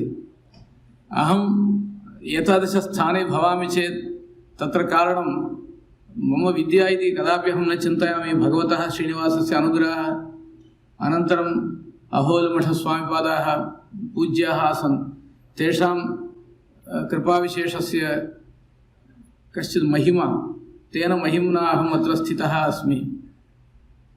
अहम् अत्यन्तं साधारणः जनः, मामपि ते महति स्थाने स्थापितवन्तः। अतः यस्य देवे पराभक्तिः यथा देवे तथा गुरौ, तस्यैते कथिता ह्यर्थाः प्रकाशन्ते महात्मनः। तत्र गुरुभक्तिः अस्मान् उपरि उपरि स्थापयति। न केवलं तत् अस्मिन् प्रसङ्गे मया वक्तव्यमस्ति, किञ्चित् धैर्येण वदामि। अस्माकं पूज्याः कुलाधिपतिमहाभागाः वर्तन्ते, तेषां सविधे अहम् अत्यन्तं भीतः अस्मि। यतः ते अत्यन्तम् आङ्ग्लभाषायां तस्य संस्कृतभाषायाम् अनुवादं मया न कृतम्, अत्यन्तं पयस् भवन्ति, स्ट्रिक्ट् आफीसर् भवन्ति। मम आरम्भकाले कुलपतिपदं तु सर्वैरपि उक्तं भवान् स्वीकरोतु, अहं स्वीकृतवान्। सर्वैरपि प्रेषितः भवान् कुलपतिः भवितुमर्हति। मया किं चिन्तितं, तत्र मम ज्ञानम् अस्ति वा, किमपि ज्ञानं नास्ति, कुलपतिः भवितुमर्हति। परन्तु तत्र स्थाने उपवेशनानन्तरं ज्ञातम् इदं तद् अत्यन्तं कठिनम् इति। तत्र यदि अहं प्रोफेसर् आसं, कस्यापि सविधे निम्नः नासं, धैर्यम् आसीत्, कदाचित् पाठयामि, कदाचित् गच्छामि। यदा कुलपतिः भवामि, एकैकः आगच्छति, सर्वोपि उपदिशति, कोऽपि मम वाक्यं न शृणोति, फोन् माध्यमेन उपदिशति। Sir you have to do this one in Telugu also, మీరు చేయాలండి। मया सर्वेपि विपरीतम् उपदिशन्ति। तस्मिन् समये एकवारम् एतेषां सविधे मया पृष्टम्, अस्माकं कुलाधिपतिमहाभागानां सविधे, सर्व किञ्चित् कष्टम् अस्ति, सर्वेपि आगत्य एवमेव उपदिशन्ति, मया किं कर्तव्यम् इति। तैः एकं वाक्यम् उक्तं, भवान् अत्यन्तं श्रद्धया तेषां वाक्यं शृणोतु, यद् उचितं तत् करोतु, सः वदति इति हेतोः न कर्तव्यम् इति। इदानीं प्रायः वर्षद्वयाधिककालः जातः, अहं मन्ये कोऽपि क्लेशः न जातः। अन्येषु विश्वविद्यालयेषु सर्वे कष्टम् अनुभवन्ति, मम कष्टं तु न जातं। तत्र कारणम् एतेषां वाक्यमेकम् आसीत्, भवान् विद्यापराः ये भवन्ति तानेव आश्रयतु इति। Till date in our university no person other than academicians have been invited. यतः तेषां मार्गदर्शनं, इट् वास् हिस् डैरेक्षन्। अस्माभिः कोऽपि आगच्छति चेदपि मास्तु इति उच्यते, अस्माकं कार्यम् अस्ति इति। एतादृशानां सविधे मया कार्यं करोति, तदपि मया भाग्यमिति मन्यते। इदानीम् अस्य MOU इति उक्तं, तत्र कारणं तावत् एते एव अहं न भवामि, एते तिरुमलतिरुपतिदेवस्थानस्य अधिकारिणः, सर्वेषाम् उपरि भगवान् श्रीनिवासः। अहं मम दत्तः विषयः, तं विषयं किञ्चित् वदामि, शास्त्रीयं विषयं वदामि।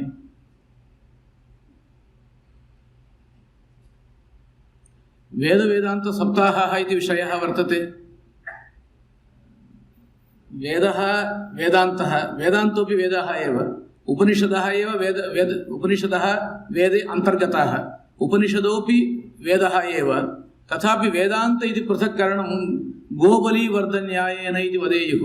एतद् अहं न विचारयामि इति। गोबली गां बलिवर्धञ्च आनय इत्यत्र बलिवर्धोपि गौरेव, परन्तु गां बलिवर्धञ्च आनय इतिवत् वेदान्तकृत् वेदविदेव चाहम् इत्यपि अस्ति किल। अतः वेदान्तोपि वेद एव। वेदशब्देन कर्मकाण्डः इत्युच्यते, सः भागः अपेक्षितः।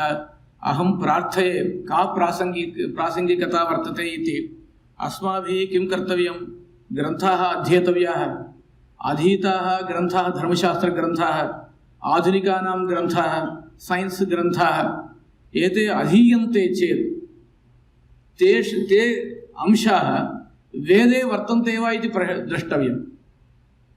अस्माभिः इदानीं दृश्यमानाः अंशाः वेदे वर्तन्ते वा। एकम् उदाहरणं वदामि। धर्मशास्त्रे अनुगमनं शुश्रूषा इत्यस्ति, गौतमधर्मसूत्रे। गुरुः गच्छति चेत् पृष्ठतः शिष्यः गच्छेत्।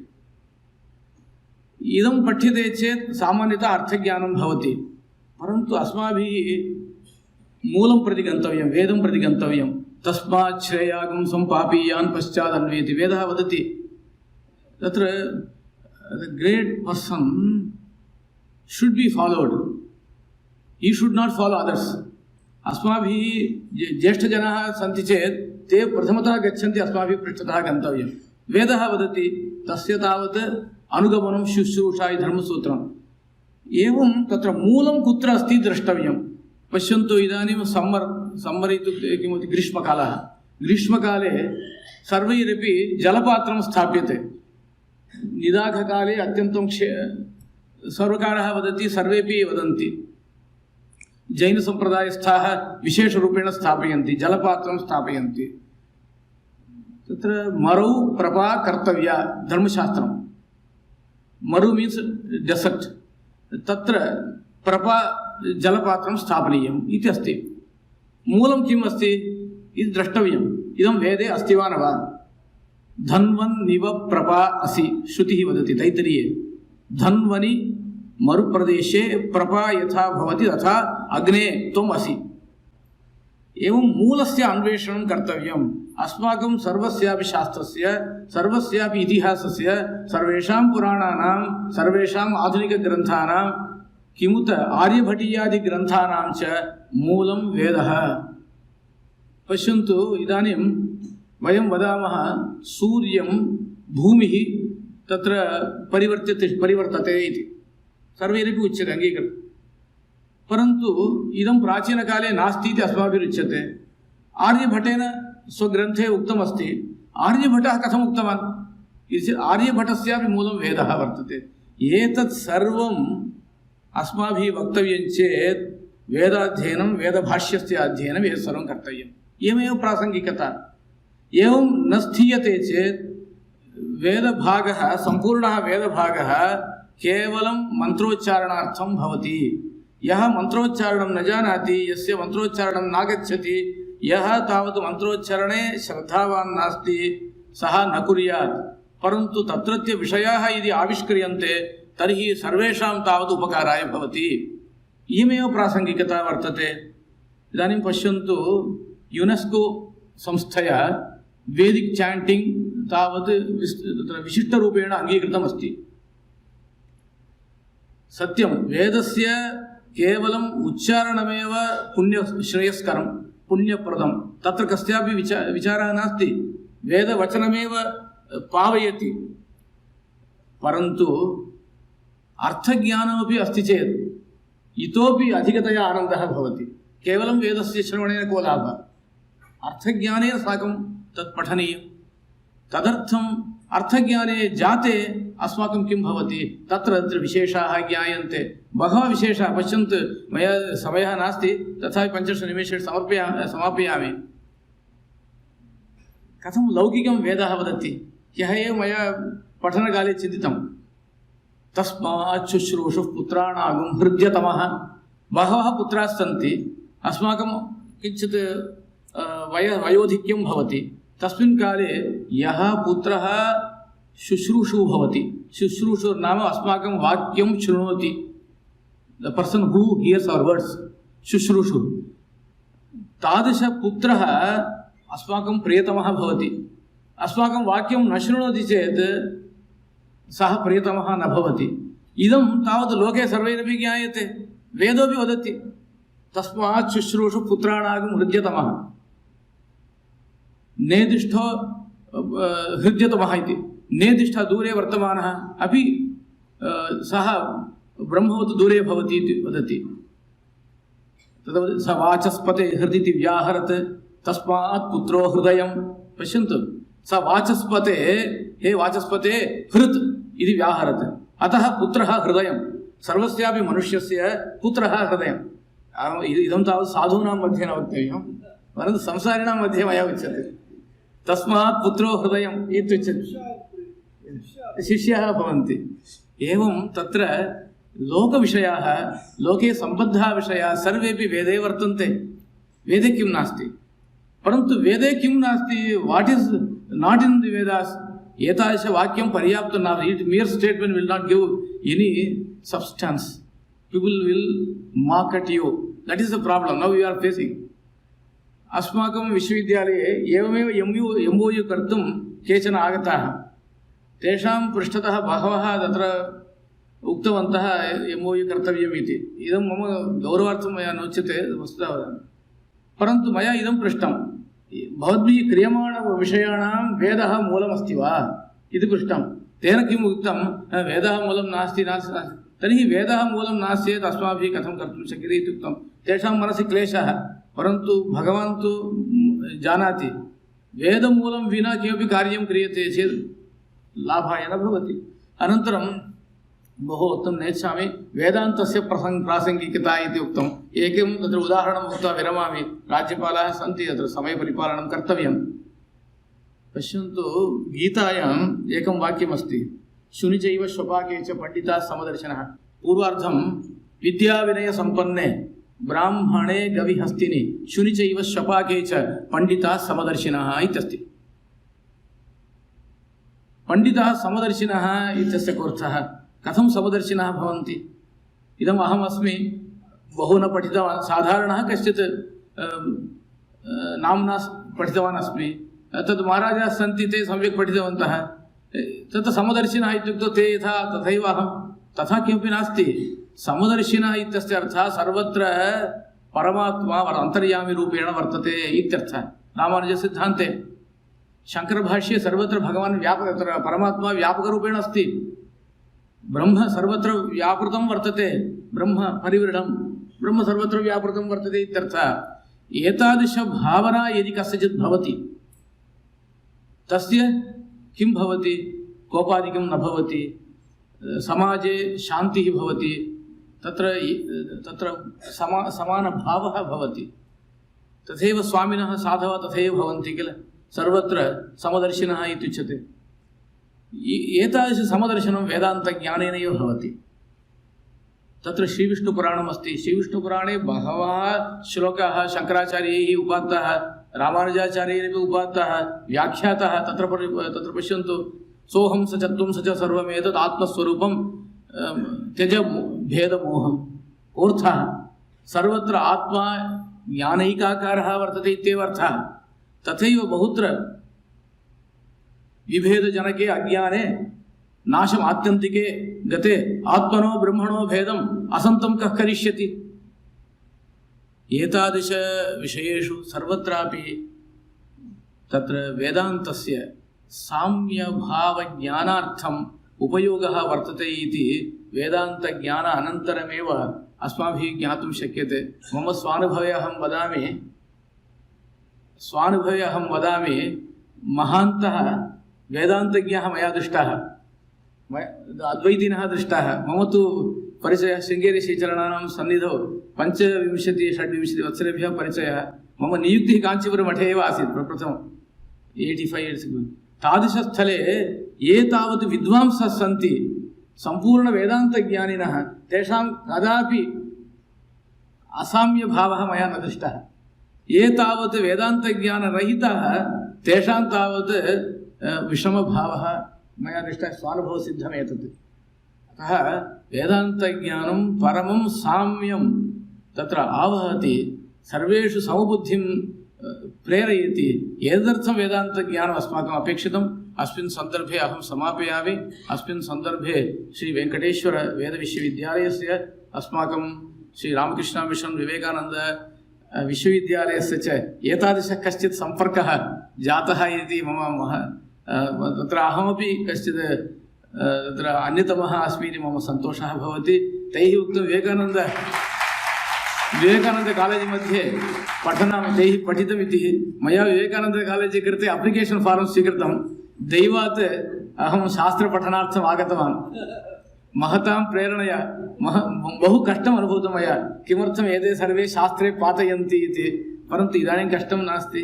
भगवतः अनुग्रहेण, श्रीनिवासस्य अनुग्रहेण अहम् अत्यन्तम् अत्र अनुगृहीतोऽस्मि। कोऽपि दोषः अस्ति चेत् सर्वे क्षमन्तु। नमस्कारः।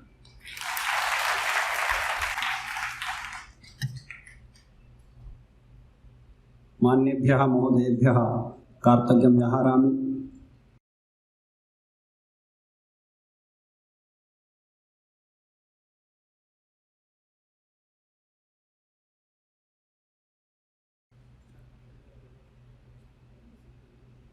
इतः परं विवेकानंद विश्वविद्यालयस्य केचित् छात्राः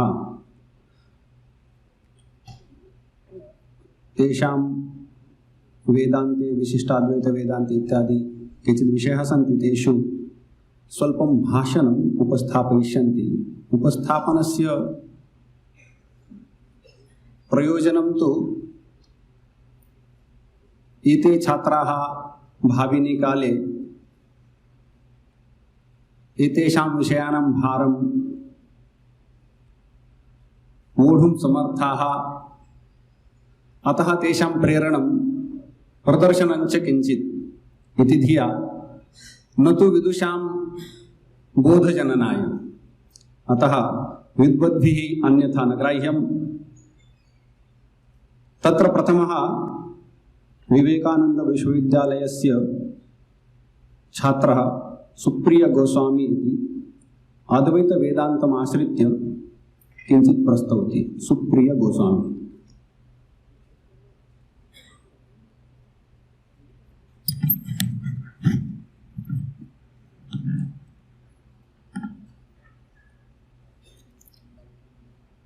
सदाशिवसमारम्भां शङ्कराचार्यमध्यमाम् अस्मदाचार्यपर्यन्तां वन्दे गुरुपरम्परां। नमस्सभाभ्यः सभापतिभ्यश्च। अद्य समायोजितेऽस्मिन् विद्वत्समारोहे अद्वैतवेदान्तस्य सामान्यपरिचयः मया प्रस्तूयते।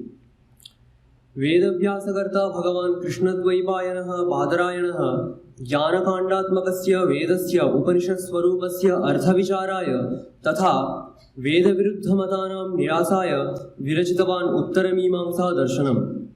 अस्यैव दर्शनस्य नामान्तराणि भवन्ति शारीरकमीमांसा, ब्रह्ममीमांसा, वेदान्तदर्शनं, ब्रह्मसूत्रम् इत्यादीनि। बादरायणकृतं सूत्रसमूहमादाय अद्वैत, द्वैत, विशिष्टाद्वैत, द्वैताद्वैतादि नानामतानि प्रवृत्तानि। बादरायणसूत्राणाम् अद्वैतपरकं भाष्यं विरचितवन्तः शङ्करभगवत्पादाः। शङ्करभगवत्पादानां परिचयः अवदानं च आभारतं प्रसिद्धमेव। विकृतबौद्धधर्मप्लावनात् सनातनधर्मस्य रक्षा तथा पुनः प्रतिष्ठापनं भगवत्पादानामेव गौरवमयी कीर्तिः। वसिष्ठ वामदेव बादरायण शङ्करसम्प्रदायो भवति अद्वैतसम्प्रदायः। गौडपादपरमशिष्येभ्यः शङ्कराचार्येभ्यः परम् अद्वैतसम्प्रदाये मुख्याचार्याः भवन्ति पञ्चपादिकाकारः, पद्मपादाचार्यः, चित्सुखाचार्यः, भामतीकारः, वाचस्पतिमिश्रः, अद्वैतसिद्धिकारः, मधुसूदनसरस्वती, विद्यारण्यस्वामी, अप्पय्यदीक्षितः इत्यादयः। श्रुतिसमर्थिते यस्मिन् दर्शने सर्वाधिष्ठानभूतम् एकमेवाद्वितीयं निर्गुणं निराकारं ब्रह्म विहाय अन्यस्य कस्यचिदपि वस्तुनः पारमार्थिकी सत्ता न स्वीक्रियते तदद्वैतम्। तथा वार्तिककारः द्विधेदं द्वैतमित्याहुस्तद्भावो द्वैतमुच्यते तन्निषेधेन चाद्वैतं प्रत्यग्वस्त्वभिधीयते। अद्वैते ब्रह्मस्वरूपं भवति स्वगतादिभेदशून्यं सर्वव्यापकं जगति इदङ्कारेण प्रतीयमानं सर्वमेव। यद्यपि अवाङ्मनसगोचरस्य ब्रह्मणो लक्षणं न शक्यं तथापि लोकहितकारिणी श्रुतिः तस्य लक्षणं कथञ्चित् एवं प्रतिपादयति। अदृष्टमव्यवहार्यम् अग्राह्यमलक्षणं न तत्र चक्षुर्गच्छति न वाग्गच्छति नो मनः। ब्रह्मैवेदमृतं पुरस्तात् ब्रह्म पश्चात् ब्रह्म दक्षिणतश्चोत्तरेण इत्येवम्। ईदृग्लक्षणात् ब्रह्मणः वस्तुतः कस्यापि उत्पत्तिः न शक्यते। यदि ब्रह्मणः उत्पत्तिर्भवति तर्हि भेदशून्यत्वं किञ्च सर्वव्यापकत्वं विरुध्येत। उक्तं च गौडपादाचार्येण स्वतो वा परतो वापि न किञ्चित् वस्तु जायते इति। किञ्च एतदुत्तमं सत्यं यत्र किञ्चिन्न जायते। ननु ब्रह्मणो यदि किमपि न उत्पद्यते तर्हि प्रतीयमानस्य जगतः मूलकारणं किम् इति प्रश्नः स्वाभाविक एव। अत्रोच्यते समग्रोऽपि प्रपञ्चः ब्रह्मणि अध्यस्तः। न तु जगतः साक्षात् उत्पत्तिः अपि तु जगद्रूपेण विवर्तते ब्रह्म। अतो ब्रह्मसत्यं जगन्मिथ्या इति अद्वैतसिद्धान्तः। अद्वैते जीवो न ब्रह्मभिन्नः।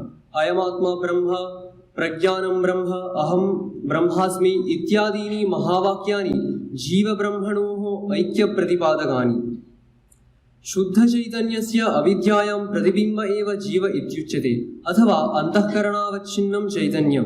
तथा युक्तं धर्मराजध्वरीन्द्रेण एक एव हि भूतात्मा भूते भूते व्यवस्थितः एकधा बहुधा चैव दृश्यते जलचन्द्रवत् इति।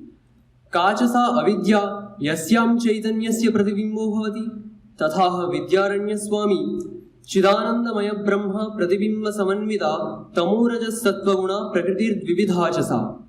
अनादिरविद्यैव माया प्रकृतिः अज्ञानम् इत्यादि शब्दैर्व्यवह्रियते। अज्ञानस्वरूपं भवति सदसद्भ्याम् अनिर्वचनीयं त्रिगुणात्मकं ज्ञानविरोधी भावरूपं यत्किञ्चित् इति। तथाह शङ्करभगवत्पादः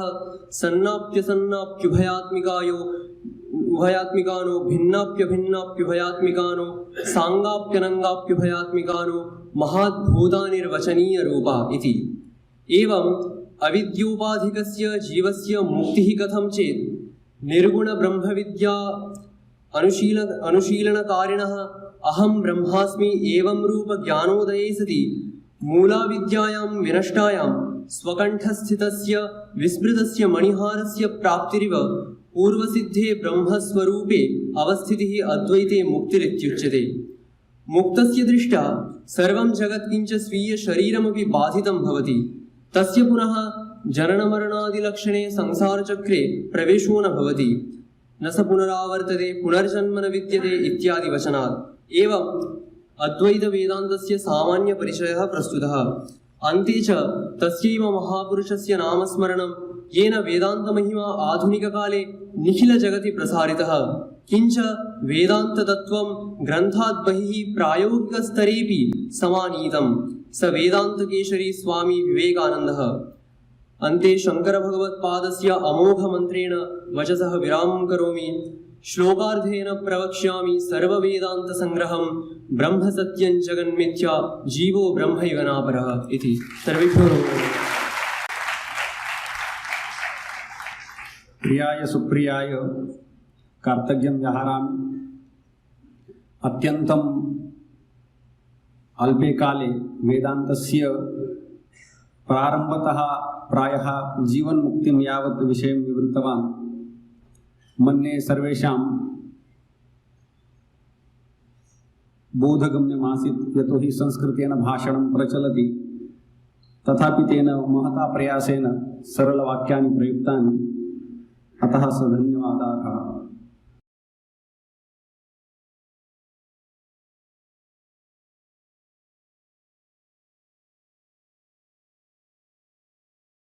इतः परं विशिष्टाद्वैत वेदान्तमाश्रित्य ब्रह्मचारी वेदांत चैतन्यः स्वमतं प्रस्तौति। ब्रह्मचारी वेदांत चैतन्यः।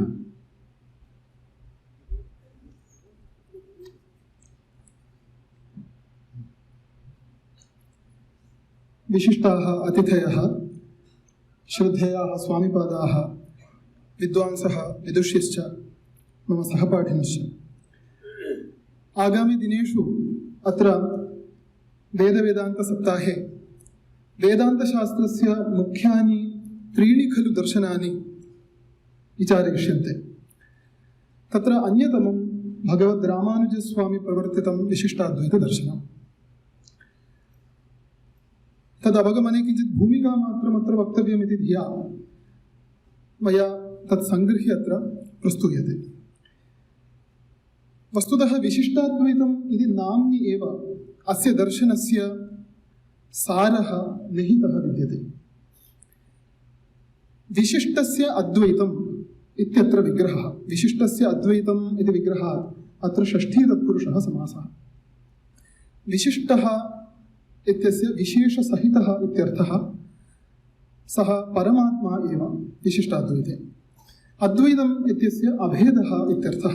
एवञ्च विशिष्टस्य अद्वैतं विशेषसहितस्य परमात्मनः अभेदः एकत्वम् इति अस्य नाम्नः तात्पर्यम्। परमात्मनः विशेषसहितस्य विशिष्टस्य परमात्मनः कोऽयं विशेषः इति प्रश्ने सति चित् अचित् इत्येतद्द्वयम् अस्य विशेषः इति विशिष्टाद्वैतम्। तथा हि जगदिदमखिलं चिदचिदात्मकं विद्यते। चिद्रूपाः जीवाः सन्ति, अचिद्रूपाः जडपदार्थाः आकाशप्रभृतयः। चिदचिदात्मकम् अखिलं जगत् परमात्मनः विशेषः भवति, शरीरं भवति इति विशिष्टाद्वैतदर्शनम्। एवञ्च चिदचिदात्मकस्य जगतः परमात्मनश्च मध्ये शरीरात्मभावः कश्चन सम्बन्धः विद्यते। अत्र अद्वैतवेदान्तेन सह भेदोऽपि लक्षणीयः। अद्वैतभिः किमुच्यते? परमात्मरूप कारणस्य विवर्तरूपं कार्यमेव इदं जगत्।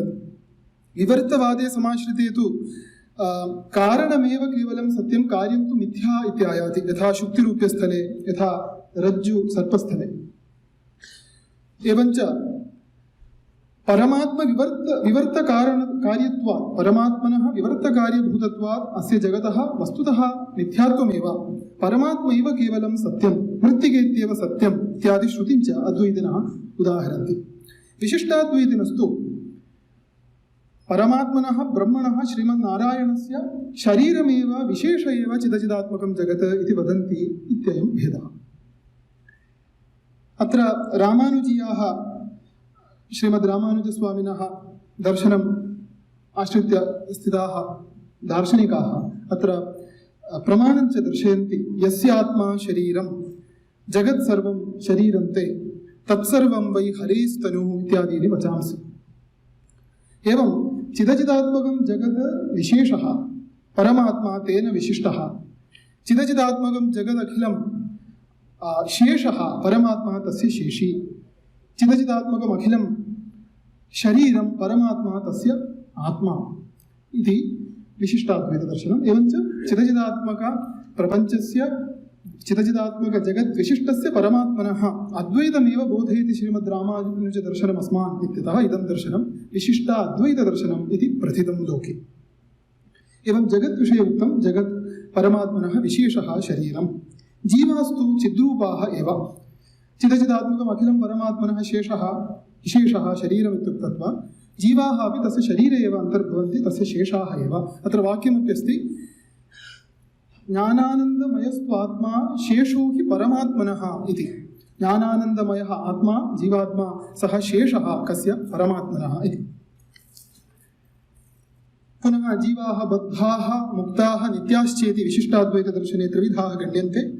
अथ परमात्मा, परमात्मा विशिष्टाद्वैते श्रीमन्नारायण एव, नान्यः। अयञ्च पुनः सविशेष एव भवति, न कदाप्ययं निर्विशेषः, यथा केचन वेदान्तिनः इच्छन्ति। अयं सविशेष एव भवति। विशेषस्तु अस्य चित् अचित्येतद्वयमिति पूर्वमेव उक्तम्। पुनः परमात्मनः रूपभेदाः वर्तन्ते। नित्यव्यूहादिरूपभेदवान् अयं परमात्मा, तथापि अयम् अद्वैत एव, एक एव। कथमस्य रूपभेदाः इति चेत्, परमात्मा शेषशायी सन् वैकुण्ठलोके विराजते, तत्तस्य नित्यं रूपं। पुनः काले काले धर्मसंरक्षणाय, धर्मसंस्थापनाय, भक्तानुजिघृक्षया च भगवान् अवतरति पृथिवीतलं रामरूपेण, कृष्णरूपेण, श्रीरामकृष्णरूपेण। तत्तस्य पुनः भिन्नं रूपं।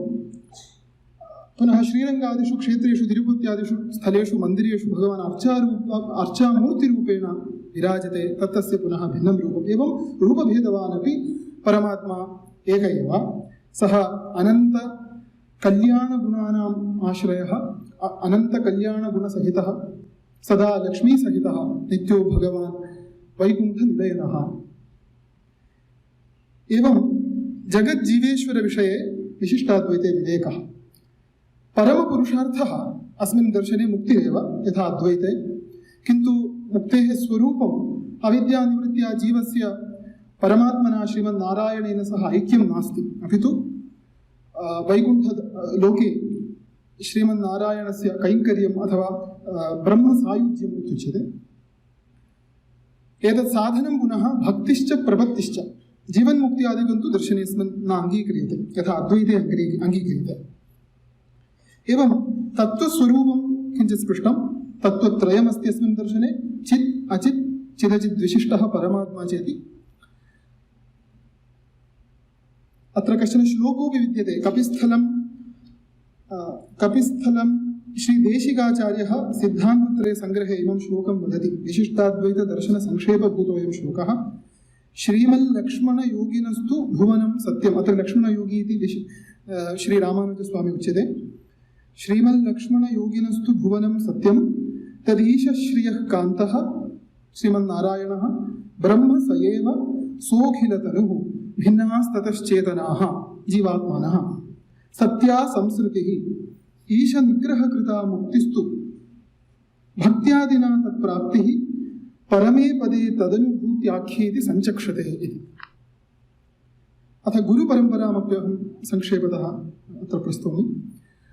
श्रीमद् रामानुजस्वामी एव अस्य दर्शनस्य प्रवर्तकः इति लोके नितरां प्रसिद्धिः। श्री रामानुजस्वामी श्रीवैष्णवसिद्धान्तनिर्धारणसार्वभौमः इति प्रसिद्धः। किन्तु रामानुजस्वामिनः पूर्वमपि इदं दर्शनम् आसीत्। आळ्वार् इति प्रसिद्धाः 12 वैष्णवसिद्धाः तमिळ्नाडुराज्ये ते इदमेव दर्शनम् आस्थितवन्तः। आळ्वार् सिद्धेभ्यः परं नाथमुनिः अस्याः परम्परायाः महान् कश्चन आचार्यः। नाथमुनेः परं पुनः यामुनाचार्यः नितरां प्रसिद्धः। यामुनाचार्यः श्रीरङ्गे वैष्णवानाम् आचार्यपीठम् अलङ्कृतवान्। यामुनाचार्यस्यैव शिष्यः रामानुजाचार्यः इत्युच्यते। रामानुजस्वामी 17,000 क्रिस्त्वब्दे अद्यतनीय तमिळ्नाडुराज्यस्य श्रीपेरम्बुदूर् इत्याख्ये स्थाने अजायत। स्वामी सम्प्रदाये एवं गण्यते स्वामी आदिशेषस्य अवतारः आसीत्। तमिळ् भाषायाम् आळ्वार् सिद्धानां वचनानां सङ्ग्रहः विद्यते। सः सङ्ग्रहः 4000 दिव्यप्रबन्धम् इत्युच्यते तमिळ् भाषायां। संस्कृते 4000 दिव्यप्रबन्धाः इति स्यात्। तेषां वचनानां सङ्ग्रहभूतोऽयं ग्रन्थः। सङ्ग्रहकर्ता नाथमुनिः। अयं तमिळ् वेदः इति प्रसिद्धः। 4000 दिव्यप्रबन्धं तमिळ् वेदः इत्युच्यते। इमं तमिळ् वेदं समाश्रित्य पुनः वेदान्तस्य प्रस्थानत्रयं च आश्रित्य श्रीमद् रामानुजस्वामिभिः इदं विशिष्टाद्वैतदर्शनं प्रतिष्ठापितं चिराय। अत एव इदं दर्शनम् उभयवेदान्तदर्शनम् इत्यपि प्रसिद्धम्। उभयोः वेदयोः अन्तः निर्णयः इत्यर्थः। उभौ वेदौ इत्यत्र 4000 दिव्यप्रबन्धम् इत्याख्यः तमिळ् वेदः एकः, अपरः अग्निमीळे पुरोहितम् इत्यारब्धः आर्षवेदश्च। अनयोः द्वयोरपि वेदयोः अन्तः एव इदं दर्शनम् इति रामानुजस्वामिनः दर्शनस्य अन्यदपि अस्ति किञ्चित् वैशिष्ट्यं। रामानुजस्वामिनः श्रीभाष्यं कृतवन्तः न्यायप्रस्थाने, भगवद्गीताप्रस्थाने तु भगवद्गीताभाष्यं कृतवन्तः। उपनिषदां साक्षात् भाष्यं तु स्वामिभिः न कृतं, तद् परं 16 शतके श्रीरङ्गरामानुजस्वामिभिः कृतं।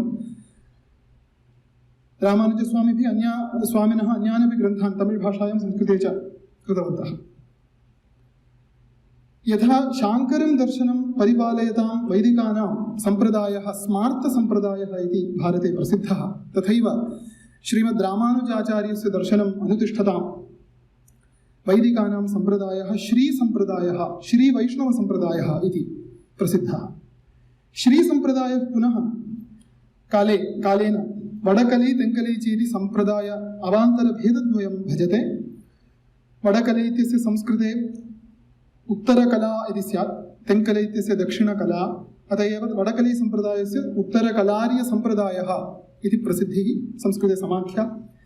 तेङ्कली इत्यस्य दक्षिणकलार्यसम्प्रदायः इति समाख्या। अनयोः वडकली तेङ्कली सम्प्रदायोर्मध्ये 18 स्थलेषु सिद्धान्तभेदः परिलक्ष्यते। तथापि महान् कोऽपि भेदः नास्ति। वडकली सम्प्रदायस्य मुख्यः आचार्यः श्री वेदान्तदेशिकाचार्यः, तत्त्वमुक्ताकलापादिग्रन्थानां प्रणेता, दार्शनिकानां मध्ये नितरां प्रसिद्धः आचार्यः। तेङ्कली सम्प्रदायस्य तु पिल्लै लोकाचार्यः, मनवालमामुनिः इत्यादयः प्रसिद्धाः आचार्याः विद्यन्ते।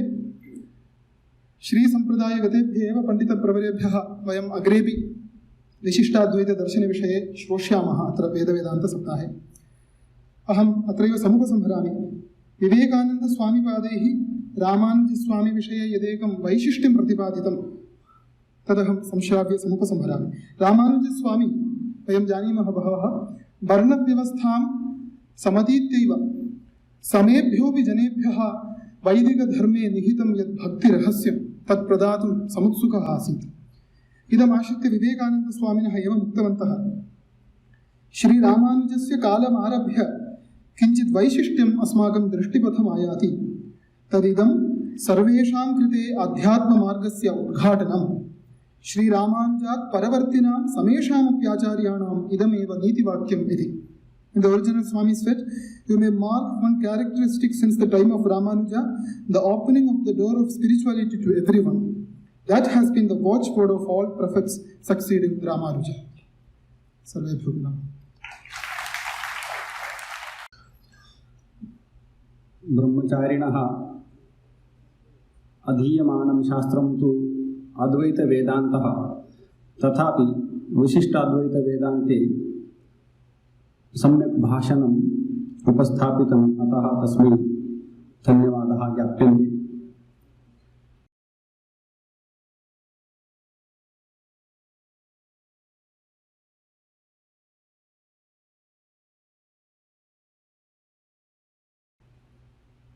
तृतीयः छात्रः विशिष्टाचार्यकक्षायाः MPhil कक्षायाः छात्रः भवति, अमितकुमार दे। तस्य विषयः भवति द्वैतवेदान्तः। द्वैतवेदान्तमाश्रित्य अमितकुमार दे स्वभाषणम् उपस्थापयति।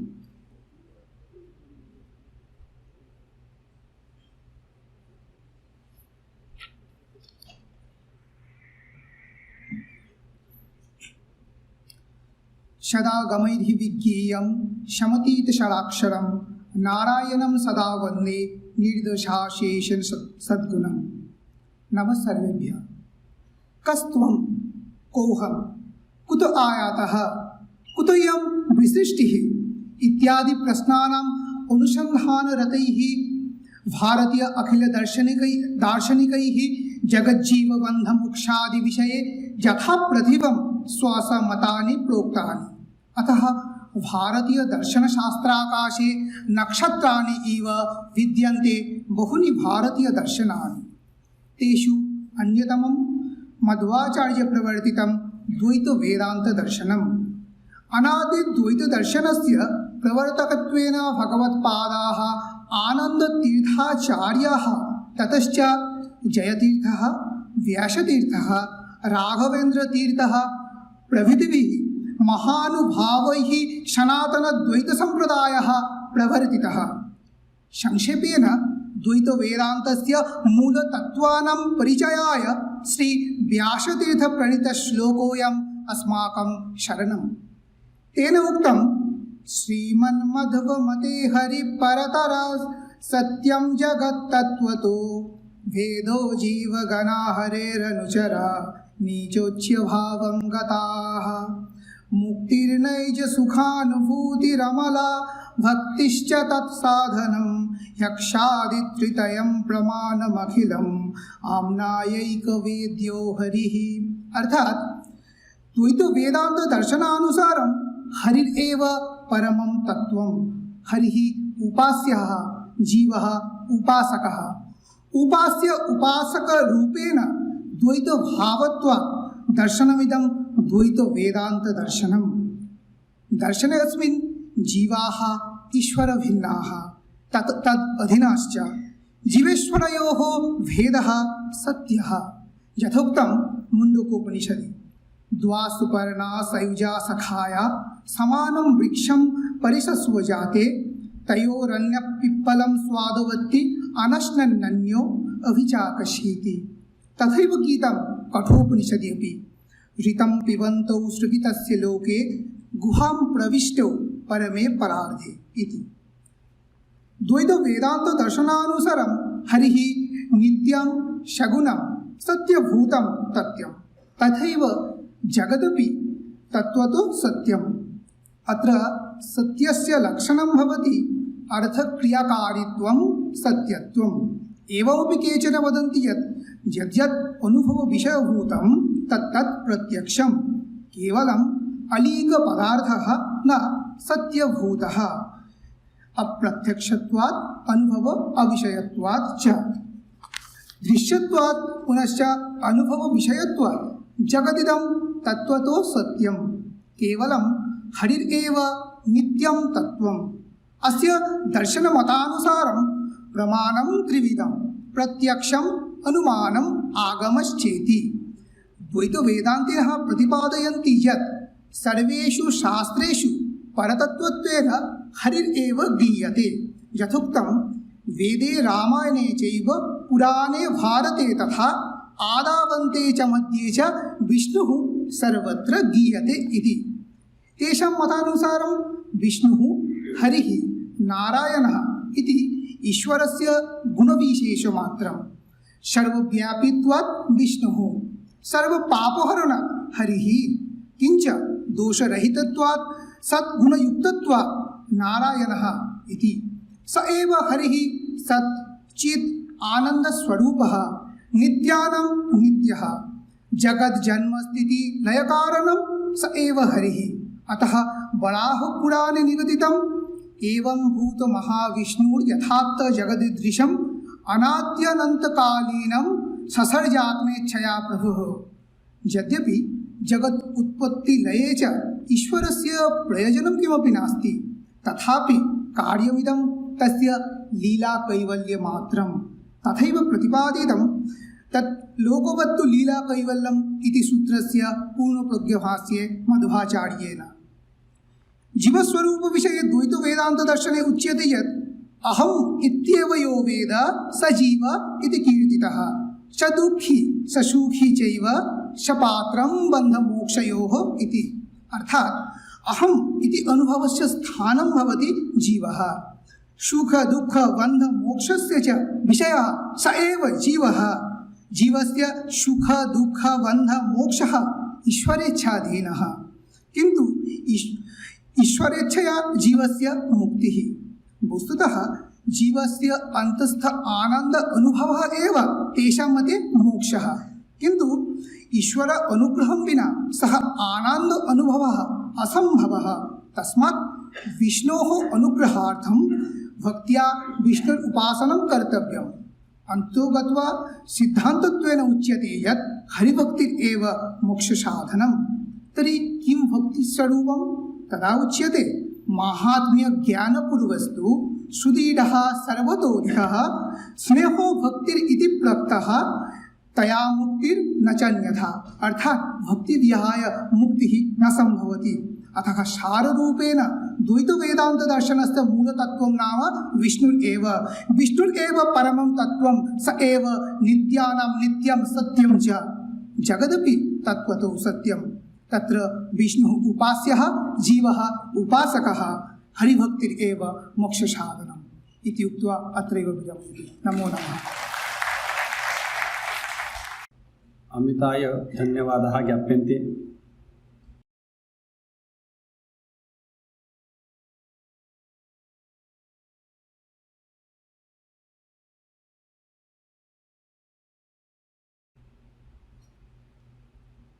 वयं वैदिकाः वेदान्तिनः वा जानीमः यत् वैदिकेषु नैके सम्प्रदायाः सन्ति तथा कोऽपि सम्प्रदायः न परिलक्ष्यते यः साक्षात् वेदम् अधीत्य स्वानुष्ठानं करोति। प्रायः नास्ति इति वक्तुं शक्यं। वेदमूलकाः सम्प्रदायाः सन्ति तस्मात् तेषां समेषामपि सम्प्रदायानां मूलग्रन्थाः यद्यपि वेदात् आगताः तथापि भिन्नाः भवन्ति। तेषाम् इष्टं भिन्नं भवति, मन्त्रः भिन्नः वर्तते, गन्तव्यस्थानं मोक्षः, केषाञ्चित् वैकुण्ठः, केषाञ्चित् कैलासः, केषाञ्चित् आत्मलोकः, स्वर्गः इति नैके लोकाः सन्ति। लोकेषु अपि साम्यं नास्ति। अनुयायिनां वस्त्रमपि भिन्नं भवति, वयं सर्वे जानीमः। तिलकधारणमपि भिन्नं भवति, केषाञ्चित् त्रिपुण्ड्रं भवति, केषाञ्चित् ऊर्ध्वतिलकः भवति, एवं नैके तिलकाः सन्ति। एवं रूपेण तीर्थमपि भिन्नं भवति, वैष्णवानां भिन्नं, शैवानां भिन्नं। एतादृशेषु सर्वेषु सम्प्रदायेषु केवलं पार्थक्यमेव अस्ति वा, विवादः एव अस्ति वा, कुत्रापि साम्यं समन्वयः अस्ति न वा इति किञ्चित् विचारणीयमस्ति। अतः इतः परं भाषणं प्रस्तौति पलाश घोडै, अस्य विश्वविद्यालयस्य एमफिल कक्षायाः द्वितीयवर्षस्य छात्रः। तस्य विषयः वर्तते रामकृष्ण समन्वय भावः। अमुं विषयम् उपस्थापयति पलाश घोडै।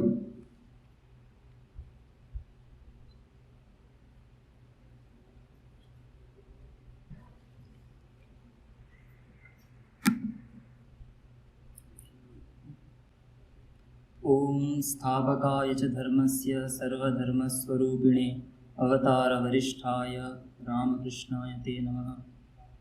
नमः सभाभ्यः। अत्र उपस्थितान् पूज्यान् सन्यासिनः विदुषश्च प्रणम्य श्रीरामकृष्ण परमहंसानां समन्वय भावना इति महान्तं विषयं समासेन उपस्थापयितुं प्रयते।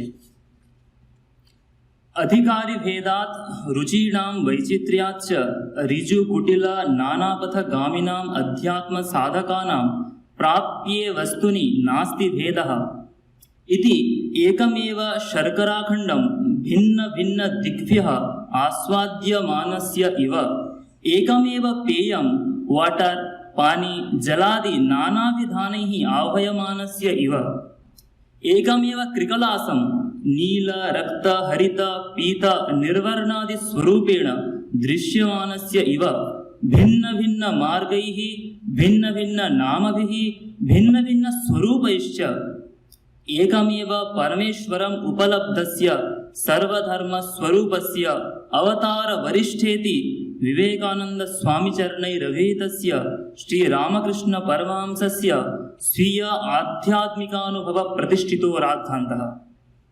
नेयम् आध्यात्मिकानुभूतिः बहु परस्पर विरुद्धवाद वसति भूते वैदिक सनातन धर्म परंपरा प्रतिष्ठिते अखिल आध्यात्मिकता उत्पत्ति स्थले भारत भूतले एकांततो नवीना एकं सद् विप्रा बहुधा वदन्ति इति ऋषिदृष्टा ऋग्वेदवाणी ये यथा मां प्रपद्यन्ते तां तथैव भजाम्यहं मम वर्त्मानुवर्तन्ते मनुष्याः पार्थ सर्वशः इति श्रीमद्भगवद्गीतागीतं वासुदेववचनं चात्र प्रमाणभूते। परन्तु सनातन धर्म परंपरायां कालप्रभावेण शास्त्रोक्तस्य एतादृश समन्वय भावस्य तिरोधानात् पुरुषमतिवैविध्यात् स्वसंप्रदाय श्रद्धावशाद् वा ये यथा परमतत्त्वम् अवगतवन्तः ते तथैव परमेश्वर स्वरूपं चिन्त्यमानाः स्वमतस्यैव श्रेष्ठत्वं प्रतिपादयन्तः स्वमतानुगुण्य श्रुति स्मृति पुराणोपपत्तिश्च आश्रित्य शास्त्र व्याख्यानाय प्रवृत्ताः सन्तः परमतं च सविद्वेषं खण्डयन्तः साधारण अध्यात्मरस पिपासूनां महान्तं सन्देहं समुत्पादयन्तः अध्यात्मरस वितृष्णाकारणम् अभवन्। श्रीरामकृष्ण परमहंसस्तु तंत्र अद्वैत वेदांत महम्मदीय क्रिस्तियादि बहून् धर्ममार्गान् आश्रित्य साधनानि सम्पाद्य भिन्न भिन्न आध्यात्मिक अनुभूतिश्च आसाद्य अन्ततः सिद्धान्तितं यत् यद्यपि भिन्न भिन्न धर्ममार्गेषु भिन्ना रीतयो भिन्न अनुभवाश्च विलसन्ति तथापि सर्वेपि धर्ममार्गाः ईश्वर साक्षात्कार पर्यवसानपराः यावन्ति मतानि तावन्तः पन्थानः मार्गेष्वेव भेदः परमार्थे तु नास्ति भेदः इति। एवं परमहंसचरणाः हिंदू महम्मदीय क्रिस्तियादि धर्मसम्प्रदायानाम् अद्वैत विशिष्टाद्वैत द्वैतादि वेदांत संप्रदायानां वैष्णव शाक्त शैव संप्रदायानां कर्म भक्ति ज्ञान योगानां अध्यात्म साधन मार्गाणां च परस्परं समन्वयं साधयामासु। एतादृश समन्वय भावम् आलोक्यैव रामकृष्ण विवेकानन्द दर्शनं समन्वय वेदान्तः अभिनवाद्वैतः विज्ञान वेदान्तवेति विद्वद्भिरभिधीयते। तेषाम् इदमेव माहात्म्यं यत् ते संप्रदायेषु विभागात् पूर्वस्थितं ऋषिभिः साक्षात्कृतं वेदान्तस्य समन्वितं रूपम् आविश्चक्रुः। समन्वय विषये स्वयं श्रीरामकृष्णैरुच्यते ज्ञानिनो मार्गोऽपि मार्गः ज्ञानभक्तेर्मार्गोऽपि मार्गः पुनश्च भक्तेर्मार्गोऽपि मार्गः ज्ञानयोगोऽपि सत्यः भक्तिमार्गोऽपि सत्यः सर्वैः मार्गैः स प्राप्तुं शक्यः इति।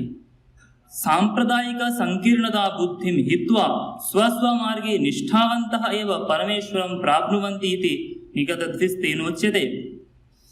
कश्चित् कथयति साकारः कश्चित् निराकारः मन्मते यस्य साकारे विश्वासः स साकारमेव चिन्तयतु यस्य निराकारे विश्वासः स निराकारमेव मन्यताम्। तथापि एतद् वक्तव्यं यत् संकीर्णता बुद्धिरुत्तमा नास्ति अर्थात् मम धर्म एव यथार्थः इतरेषां भ्रमभूतः इति न मन्तव्यम्। मम धर्म यथार्थः अन्येषां भ्रमभूतः सत्यः मिथ्या वा इति अहं नावगच्छामि इति भावः उत्तमः इति। ननु अद्वैतादिदर्शनानां परस्परविरोधस्तु सुप्रसिद्धः। अतस्तेषां दर्शनानां समन्वयः न कथमपि शक्यते इति चेत् प्रसङ्गेऽस्मिन् श्रीरामकृष्णाः हनुमद्वचनं समुद्धरन्ति स्म। हनुमान् रामं कथं पश्यति इति रामेण पृष्टस्य प्रश्नस्य उत्तररूपेण हनुमान् कथयति, देहबुद्ध्या तु दासोऽस्मि, जीवबुद्ध्या त्वदंशकः, आत्मबुद्ध्या त्वमेवाहम् इति मे निश्चिता मतिः। यदा देहभावः अस्ति तदा दासभावः अर्थात् द्वैतभावः, यदा पुनर्जीवभावः तदा अंशांशिभावः अर्थात् विशिष्टाद्वैतभावः, यदा पुनरात्मभावः तदा अभेदभावः अर्थात् अद्वैतभावः इति एकस्मिन्नेव हनुमति द्वैत विशिष्टाद्वैत अद्वैत दर्शनानि अविरोधेन विद्यन्ते इति नास्ति परस्परो विरोधः। श्रीरामकृष्णमते यदेव अद्वैतिनां निर्गुणं निराकारं ब्रह्म तदेव भक्तिमार्गानुसारिणां सगुणं साकारं ब्रह्म, यदेव योगिनां परमात्मा तदेव शैवानां शिवः वैष्णवानां च विष्णुः।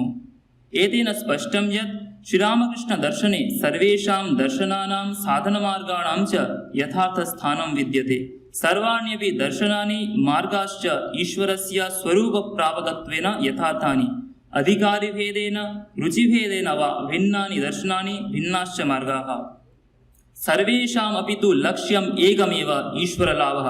एतादृशः उदारः भावः असङ्कीर्णता बुद्धिश्च श्रीरामकृष्णदर्शनस्य प्राणभूता इत्युक्त्वा अत्रैव विरमामि। सर्वेभ्यो नमो नमः।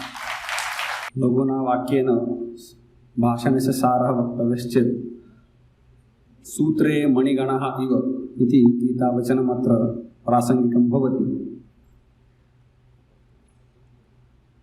भाषणम् स्थापितवद्भ्यः पलाशघोडै महोदयेभ्यः धन्यवादः ज्ञाप्यन्ते।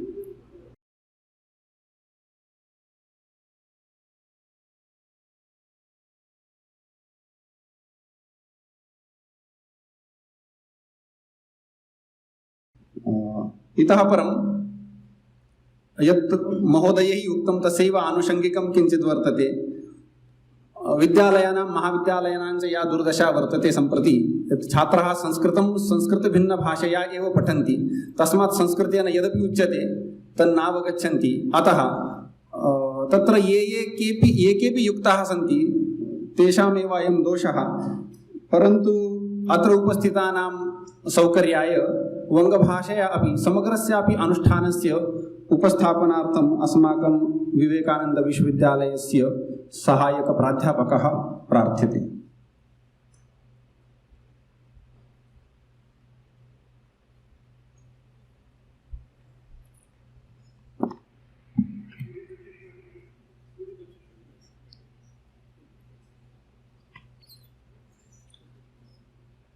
सा मे वाग्देवता निवसतु वदने सर्वदा सुप्रसन्ना। सदसे नमः। समुपस्थितान् मध्ये सभां शोभमानान् मध्ये मञ्चं शोभमानान् सर्वान् प्रणम्य मयि यः भारः न्यस्तः तस्य पालनं कर्तुं प्रयते। वस्तुतः प्रथममेव क्षमां प्रार्थये, ये तत्र भाषणं कृतवन्तः तत्र विषयाः मया न ज्ञायन्ते। अहं वेदान्तं न जानामि, संस्कृतभाषाम् ईषत् जानामि, ततः तेषां भाषणानां पुनः वङ्गभाषया सारः वक्तव्यः इत्युक्ते महत् कष्टमेव। तथापि यावदवगतं तावत् भवतां पुरस्तात् उपस्थाप्यते। प्रथमे প্রফেসর কে দেবনাথন, ওনার বিষয় ছিল আধুনিক যুগে বেদ এবং বেদান্তের প্রাসঙ্গিকতা। বিষয়ের আরম্ভে উনি বলেছেন উপনিষদ, বেদ এবং বেদান্ত। আজকে আমরা যে সপ্তাহ পালন করছি বেদ বেদান্ত সপ্তাহ, তো বেদ এবং বেদান্ত এই দুটোর মধ্যে কোনো পার্থক্য নেই। বেদ তার একটি অংশই হচ্ছে বেদান্ত। তাহলে বেদ এবং বেদান্ত আলাদা আলাদা করে কেন বলা হয়? সেখানে গো বলি বর্ধন ন্যায় না এরকম উনি বলেছেন। অর্থাৎ গো মানে হচ্ছে গরু আর বলদ, বলিবর্ধা মানে হচ্ছে বলদ। তো গরু এবং বলদ নিয়ে আসো। বলদ গরু জাতির মধ্যেই অন্তর্ভুক্ত, তা সত্ত্বেও বলদ যেমন আলাদা করে বলা হয় বিশিষ্টতা বোঝানোর জন্য, সেরকম বেদ এবং বেদান্ত, বেদান্ত বেদেরই অন্তর্ভুক্ত, তা সত্ত্বেও বেদান্তের বিশিষ্টতা বোঝানোর জন্য বেদ বেদান্ত এরকম ব্যবহার করা হয়। আজকের জগতে, আজকের যুগে কেন আমাদের বেদ বেদান্ত নিয়ে চর্চা করা প্রয়োজন? সমস্ত বিষয়ের মূল হচ্ছে বেদ। এবং আরেকটু স্পষ্ট করে, আরেকটু উপরে উঠে বলতে গেলে, সেই সমস্ত বিষয়গুলি নিয়েই আমাদের চর্চা করা প্রয়োজন যেগুলোর মূল হচ্ছে বেদ। কারণ যে বিষয় বেদমূলক নয় সেই বিষয় সফলতা পায় না, সেই বিষয় মানুষের কল্যাণ করে না। কয়েকটি উদাহরণ দিয়েছেন শুশ্রূষা, অনুগমনম ইত্যাদি বাক্যের দ্বারা। আজকে প্রতিষ্ঠিত সত্য পৃথিবী সূর্যের চারদিকে ঘোরে, এটা আর্যভট্ট বলেছিলেন। কিন্তু আর্যভট্ট যে বলেছিলেন তার মূলও বেদের মধ্যেই রয়েছে। বেদ থেকেই উদ্ধার করে আর্যভট্ট নিজের আর্যভট্টীয় গ্রন্থে আর এই সত্য প্রতিপাদন করেছিলেন। সেজন্য বর্তমানে যত রকম সত্য আমাদের সামনে উদ্ঘাটিত হচ্ছে বিভিন্ন উপায়ে, সেগুলো সমস্ত কিছুর মূল বেদের মধ্যে খুঁজতে হবে। যদি সেটা বেদমূলক হয় তাহলেই সেটা মানব কল্যাণের উপযোগী হবে, এটা উনি বারবার জোর দিয়ে বলেছেন। বেদান্ত সম্পর্কে বলতে গিয়ে বলছেন, বিদ্যা বিনয় সম্পন্নে ব্রাহ্মণে গভীহস্তিনী শুনিচৈব স্বপাকে চ পণ্ডিতা সমদর্শিনঃ। গীতার প্রসিদ্ধ শ্লোক। পণ্ডিতরা সমদর্শী হন। কিরকম ভাবে সমদর্শী হন? সমস্ত প্রাণীর মধ্যে, সমস্ত মানুষের মধ্যে অন্তর্যামী ঈশ্বর বিদ্যমান। সেই ঈশ্বরের প্রতি শ্রদ্ধা, সেই ঈশ্বরের প্রতি প্রেম, আদর, ভালোবাসা এটা রাখতে হবে। এই সমদর্শিত্বের কথা আমরা তখনই বুঝতে পারবো যখন আমরা বেদান্তের চর্চা করব। এবং এই ভাবনাই হচ্ছে ব্যক্তির ব্যক্তিগত উন্নতির মূল। একই সঙ্গে সমাজে সমস্ত রকম শান্তি, সমস্ত রকম সদ্ভাবনার মূল। এই সত্য যদি মানুষের হৃদয়ে প্রতিষ্ঠিত হয়, প্রতিভাত হয়, তাহলে সমাজে যে সমস্যা আছে সেগুলোর সমাধান হতে পারে। এরপরের বিষয় ছিল অদ্বৈত বেদান্তের সামান্য পরিচয়। জ্ঞান কাণ্ডরূপী বেদের যে উপনিষদ অংশ আছে, এর প্রতিপাদ্য বিষয়ের বিবরণের জন্য উত্তর মীমাংসা বা বেদান্ত নামক দর্শন প্রণীত হয়। অদ্বৈত বেদান্ত শারীরক মীমাংসা ইত্যাদি নামেও প্রসিদ্ধ। এরপরে ব্রহ্মের স্বরূপ উপস্থাপন করার চেষ্টা করেছেন। যদিও অবাঙমনস গোচর ব্রহ্মের লক্ষণ শব্দের দ্বারা প্রকাশ করা সম্ভব নয়, তথাপি লোকহিতৈষয়া, মানুষের লোকের কল্যাণের জন্য শ্রুতি ব্রহ্মের লক্ষণ বলেছেন। সেই লক্ষণ কিরকম? স্বগত আদি ভেদ শূন্য। এখানে আমি যোগ করছি স্বগত আদি, এই আদি শব্দের দ্বারা সজাতীয় এবং বিজাতীয় এই দুটো ভেদ, স্বগত, সজাতীয়, বিজাতীয়, এই তিনটি ভেদ রহিত সর্বব্যাপক সমস্ত জগতে, জগৎ রূপে, জগৎ ইদম প্রকারেণ, জগৎ রূপে প্রতীয়মান ব্রহ্মই এই জগৎ রূপে প্রতীত হচ্ছেন আমাদের সামনে। এরকম লক্ষণ বেদে, উপনিষদে ব্রহ্ম সম্পর্কে করা হয়েছে। এই কথাটা বলে তারপরে ব্রহ্মের যে আসল স্বরূপ সেটা কিরকম, অদৃশ্যম, অস্পর্শ্যম ইত্যাদি বলা হয়েছে। অদৃশ্য, তিনি ইন্দ্রিয়ের গোচর নয়, গোচর নন, তিনি বাক্যের দ্বারা প্রকাশের অযোগ্য, তিনি সমস্ত রকম লক্ষণ রহিত, এটাই তার লক্ষণ। সমস্ত লক্ষণ রহিতত্বই হচ্ছে লক্ষণ। এই জন্য নতত্র চক্ষুর গচ্ছতি নবাক গচ্ছতি নমনঃ ইত্যাদি মন্ত্র বলা হয়েছে। যদিও ব্রহ্ম থেকে কোনো কিছুর উৎপত্তি সম্ভব নয়, যদি ব্রহ্ম থেকে কোনো কিছুর উৎপত্তি ধরা হয় তাহলে ভেদ ও রাহিত্য যেটা আগে বলা হলো এবং সর্বব্যাপকত্ব এই দুটোর বিরোধ হয়। যার থেকে কোনো কিছু উৎপত্তি হচ্ছে সেটা সমস্ত ভেদশূন্য এবং সর্বব্যাপক হতে পারে না। তথাপি এই জগৎ কিভাবে আমাদের সামনে দৃশ্যমান হয়, এই প্রপঞ্চ, এই জগৎ অবিদ্যায় অধ্যস্ত, ব্রহ্মে অধ্যস্ত হয়ে আমাদের সামনে প্রতিভাত হয়। এবার জীবের স্বরূপ বলা হচ্ছে, অবিদ্যায় শুদ্ধ চৈতন্যের প্রতিবিম্ব, এটাই হলো জীব। মুখ্য কি? অহম ব্রহ্মাস্মি, আমি সেই ব্রহ্ম, এই অনুভব যখন হয় সেটাই মুখ্য। এবং এটা কিরকম ভাবে হয় তার উদাহরণ ওই কণ্ঠে কনকন্যায় না, গলায় একটা সোনার হার আছে আর চতুর্দিকে একজন খুঁজে বেড়াচ্ছে আমার সোনার হারটা কোথায় গেল, হারটা কোথায় গেল। অনেকক্ষণ পরে হঠাৎ করে তার উপলব্ধি হয় আমার গলাতেই আছে। কণ্ঠে কনকন্যায় না, জীবের অনুভব হয় যে আমি সেই ব্রহ্ম। অদ্বৈত বেদান্তের গুরু পরম্পরার কথা এসেছে। অদ্বৈত বেদান্তে ব্রহ্মসূত্রকার বাদরায়ণ, তারপরেই শঙ্করাচার্যের স্থান ভাষ্যকার রূপে। তিনি প্রস্থানত্রয়ের ভাষ্য যেমন লিখেছেন, তারই সঙ্গে উপদেশ ও সাহশ্রী, বিবেক চূড়ামণি প্রভৃতি গ্রন্থ লিখেছেন। যখন বৌদ্ধ ধর্মের বিকৃত উপস্থাপনে সনাতন ধর্মের প্লাবন দেখা দেয় তখন বেদান্ত প্রতিষ্ঠিত করে তিনি ধর্ম রক্ষা করেন। তার শিষ্য পরম্পরার কথাও বলেছেন। এরপর বিশিষ্টাদ্বৈত। বিশিষ্টাদ্বৈত শব্দের অর্থ দ্বৈত শব্দ বলা হয়েছে, বিশিষ্ট অদ্বৈত, এর মধ্যে দ্বৈত কথাটা আছে। দ্বৈত হচ্ছে দুই এর ভাব, মানে ভেদ।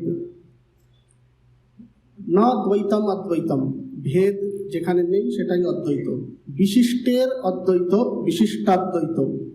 এক এবং অদ্বিতীয় পরমাত্মা তিনি বিশিষ্ট, চেতন এবং জড় রূপী জড় চেতনাত্মক এই জগৎ দ্বারা তিনি বিশিষ্ট। জড় চেতনাত্মক এই জগৎ পরমাত্মার বিশেষণ স্বরূপ। এর প্রমাণ হচ্ছে যস্য আত্মা শরীরম, এই শ্রুতিবাক্য।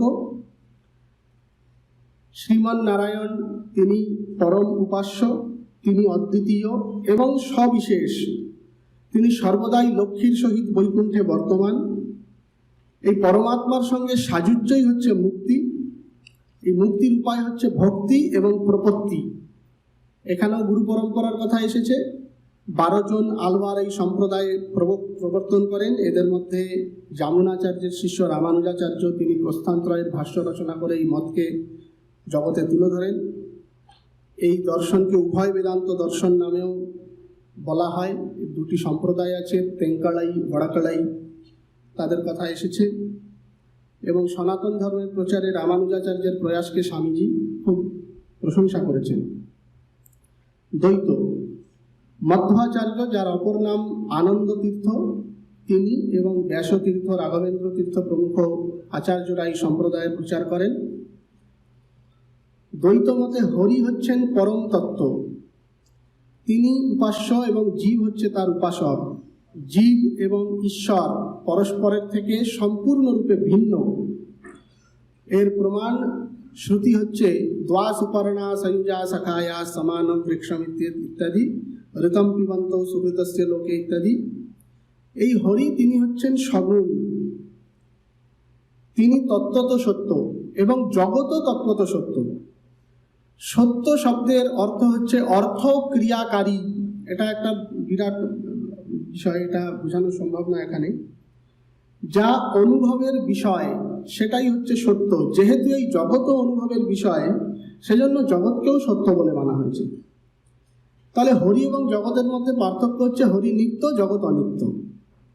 বিষ্ণু, নারায়ণ, হরি, এই যে বিভিন্ন নাম, এগুলো বিভিন্ন গুণের বিশেষ প্রকাশ ঈশ্বরের। এই জগতের সৃষ্টি বা সংহারের ঈশ্বরের কোনো প্রয়োজন নেই। তিনি এটা অহৈতুক লীলাবশতই করে চলেছেন, এটি তার লীলা। আর জীব হচ্ছে এই অহম, আমি, এই অনুভবের যে বিষয়, সেই হচ্ছে জীব। জীব সর্বদাই ঈশ্বরের অধীন এবং তার অনুগ্রহ একমাত্র মুক্তির সাধন। যদি ঈশ্বর অনুগ্রহ হয় তবেই মুক্তি হয়। আর মুক্তি হচ্ছে অন্তস্থ নিজের ভেতরে যে অমন্ত আনন্দ আছে তার অনুভব। আর পুরুষকার রূপে মুক্তির সাধন হচ্ছে ভক্তি।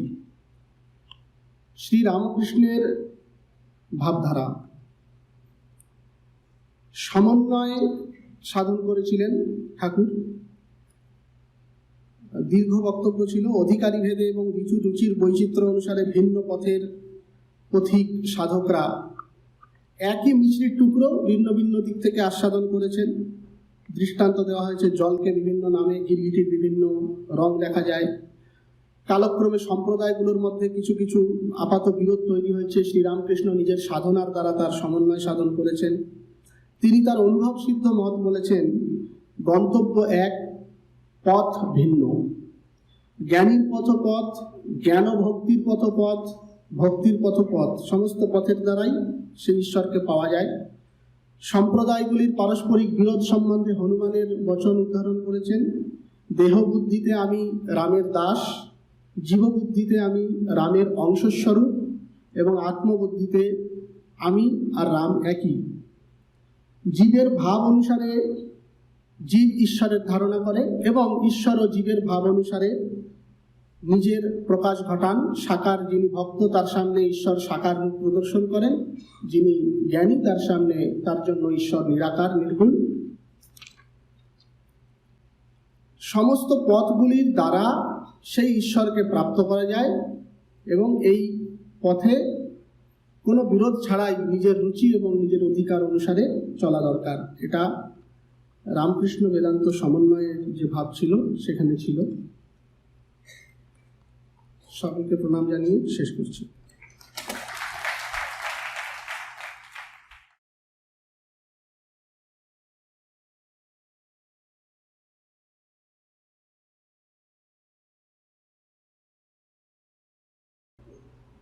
इतः परं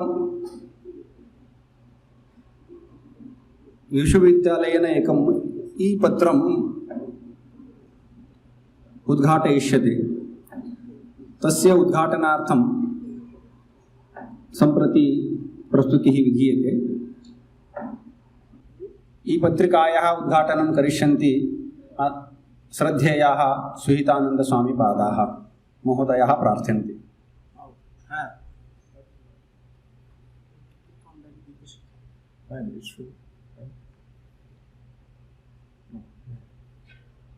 Is it coming?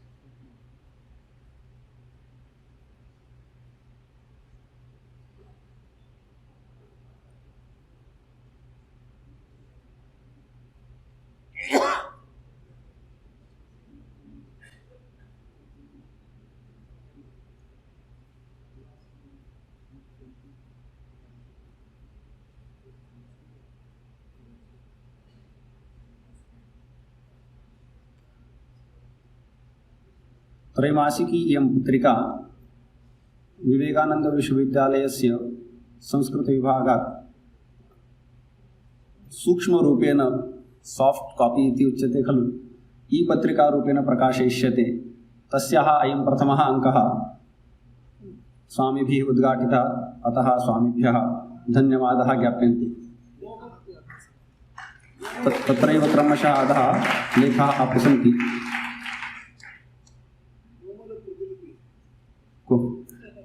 कुलपतीनां मतं यत् कोमलप्रतिलिपि इति उच्यतां, सॉफ्ट कॉपी।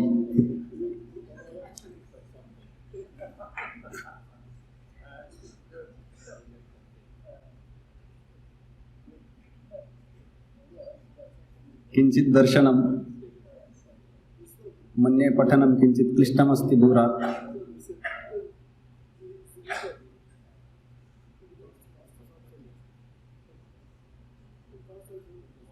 सर्वेपि इमां पत्रिकां पठितुं शक्नुयुः विवेकानंद विश्वविद्यालयस्य जालपुटे। त्रैमासिकं पत्रमिदं।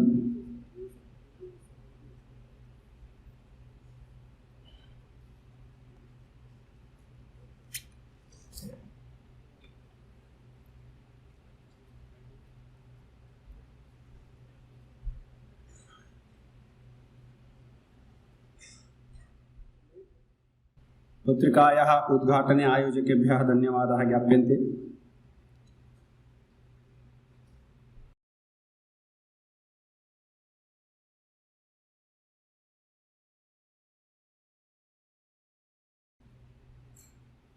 इतः परम् आशीर्वचांसि स्वामी सुहितानन्दपादानां श्रद्धेयाः स्वामीपादाः सर्वे जानन्ति, रामकृष्णमठस्य सहसम्पादकाः सन्ति।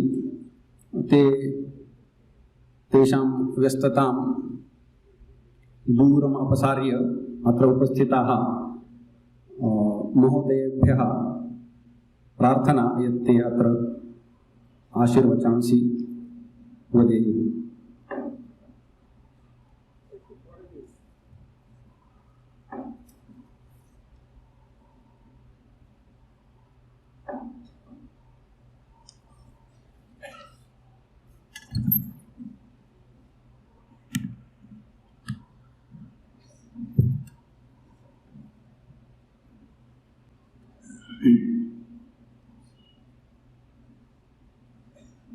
Honorable Governor, today's guest in chief, Sri E.S.L. Narasimham, and along with him, I would like to greet Vimala Mataji also. She has accompanied and she stayed in our guest house, Belur, attended the Mangala Arati, both of them. Afterwards, they went round, visited Dakshineshwar and other Kashipur and other related places. So, all these two things naturally signify that they have some spiritual bent of mind. This is very auspicious thing, because when we find that they are our executives, our administration, they are just following our traditional track, it is a happy sign for the nation.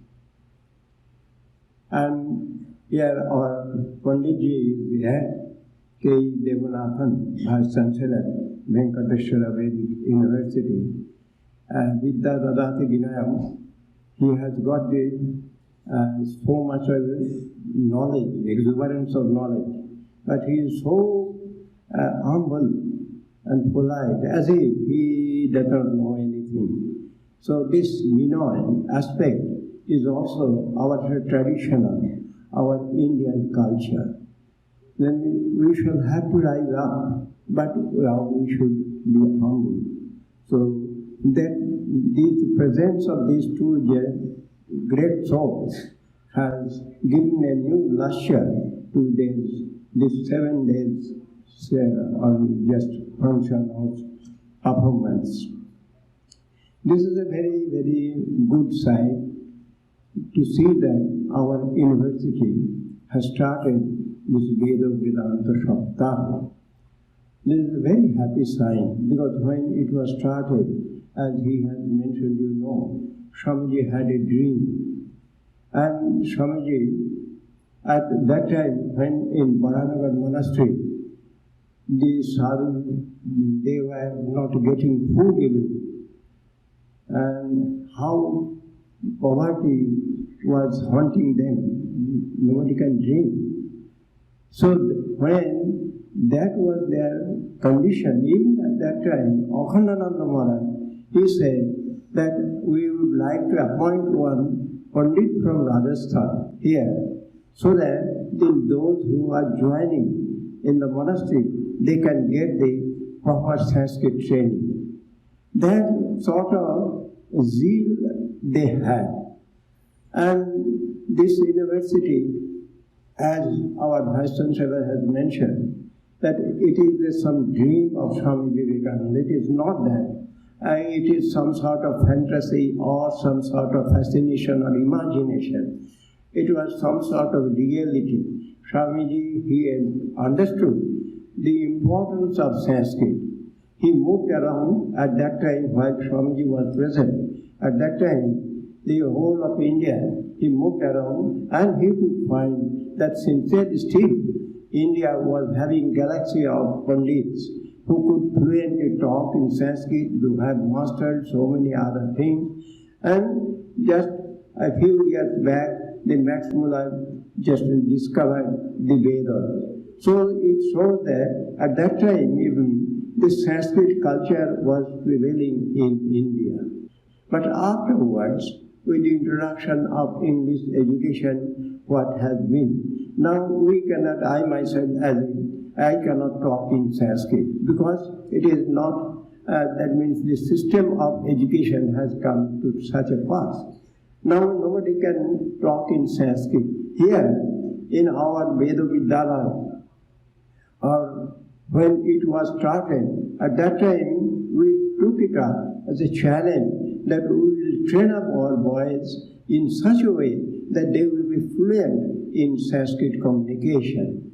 And today, sincerely we are feeling proud that our attempt has become successful. Each and every boy who have passed from this institution, our Veda Vidyalaya, and afterwards when they are getting admission in our Vidya Mandir or in our university, here they can communicate, they can talk freely in Sanskrit. And each one of them are being absorbed everywhere, because this type of talent or caliber is not available in the society. So, in this way, we have done some service to the society and we are bringing some sort of a destination to the society, what India should do. Probably you might have heard or read somewhere that once one Indian scientist had an appointment with Einstein. So, while he went there appointed time, Einstein came forward and greeted that gentleman in Sanskrit. And that gentleman, he was very master in English, he knows science subjects, but he did not know anything of Sanskrit. So he was very embarrassing position. To see his plight, so Einstein took him to his study and brought out a small book that was the Gita. And Einstein said, this book is the source of all my inspirations. So, just to see that these other people, those who are not the owner of Sanskrit, they are taking attention in the Sanskrit, but we, the Indians, we are neglecting our own property. I had the opportunity to meet one center in our parish. At that time, I was surprised to find that so many persons were coming there, say not less than nearly 15 to 20, and each of them were scholars. What is the purpose? They are coming, say 1 week, there will be this studies for the Sanskrit. Studies for the Sanskrit, and these professors, they are coming not from only Paris, someone from Germany, someone from Italy, someone from England. They wanted a common platform, and our center offered that opportunity. And they took that thing, and there they are having some courses. All of them, you can well understand that they had their job commitment as well as family commitment. But in spite of that, they managed to have some time and zeal to study some Sanskrit. One of them is the professor, and that way the thing was going on. I became very curious. I said, "Will you please allow me to attend to your class? I'd like to sit at least once." Then they said, no, you are coming from India. We feel shy to talk in your presence. If you come, in that case, we will dissolve the class. I said, all right, I won't disturb you. But anyhow, Once I sneaked into it, and I was surprised to find that with the blackboard they are doing all this dhatu, shabdaru, all the things, sentences, and along with it some book also, reference they have kept. So this is how much deep for Sanskrit is going on throughout the world. In London University they have made that the Sanskrit should become some compulsory subject, something like that in some departments. Then when they have made it, because they are feeling the necessity of Sanskrit, at least for doing some research work. All the assets, so much of asset is in the Sanskrit.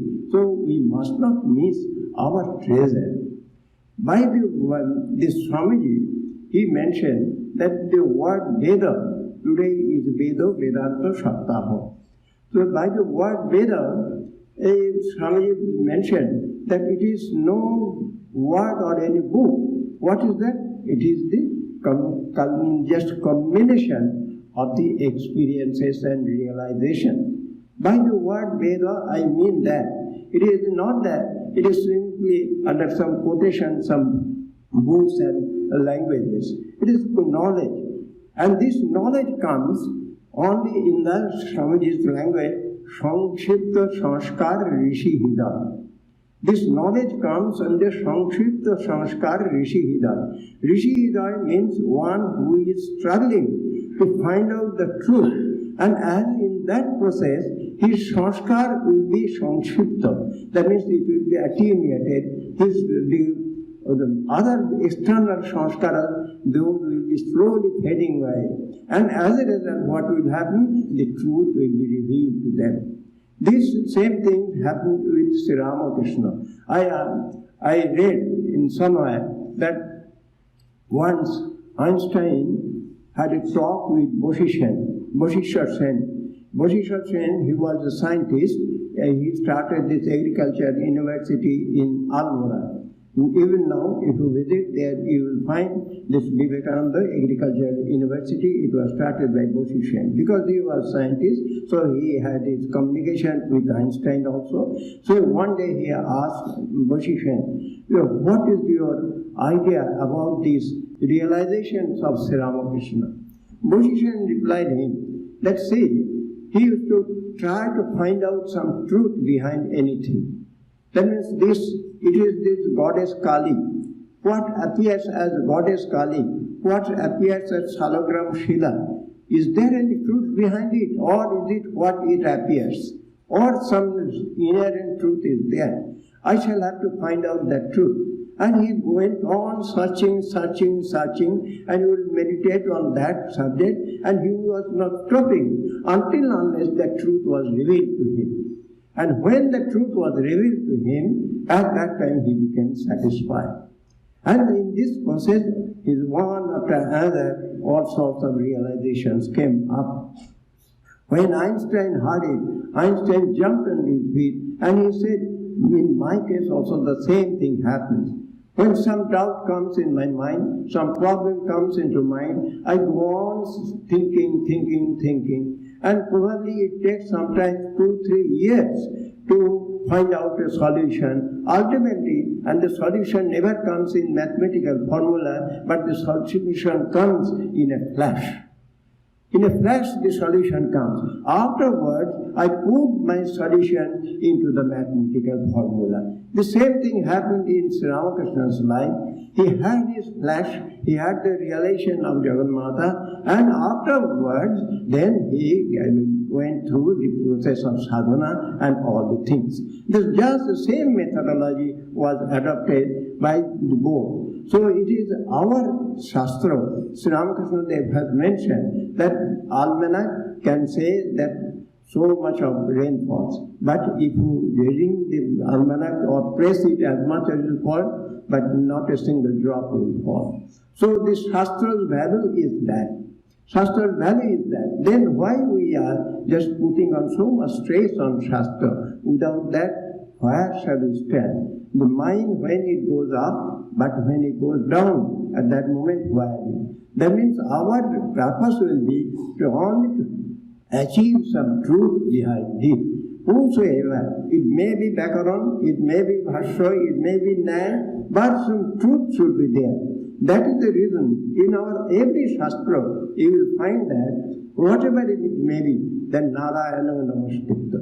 That means first and foremost our is that everything has come from God. Swamiji has mentioned that this, when Sri Ramakrishna has come, from that time onwards, the demarcation between the secular and spiritual obliterated. Now nothing is secular, everything is spiritual. Otherwise, how this stone and image of Goddess Kali can become vibrant with consciousness? So the consciousness is prevailing everywhere, wherever it is there. So it is a very happy sign that this university has taken a good beginning, I should say, just for only a few years, good beginning, and it will have a nice journey with the blessings of God. It will flourish, and I feel that new, beautiful, talented souls will come up and they will contribute something to our own mission. Thank you.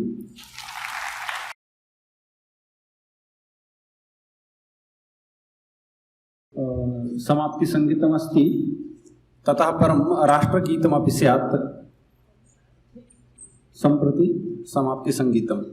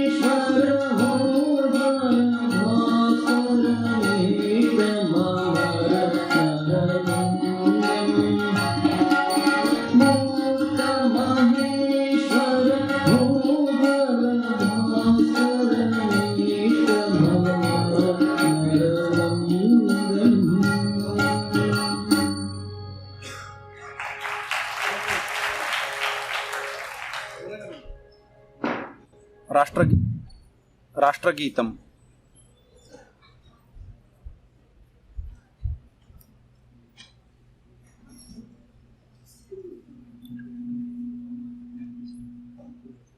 जनगण मन अधिनायक जय हे भारत भाग्य विधाता।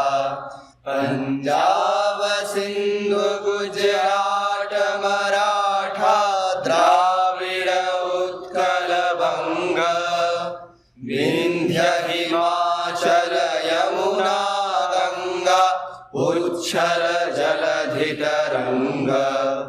तब शुभ नामे जागे तब शुभ आशीष मागे। गाहे तब जय गाथा जनगण मंगलदायक जय हे भारत भाग्य विधाता। जय हे जय हे जय हे जय जय जय जय हे। भारत माता की जय। भारत माता की जय। भारत माता की जय।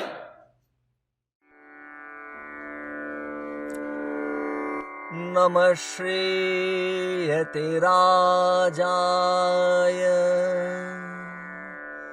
विवेकानंद सूरये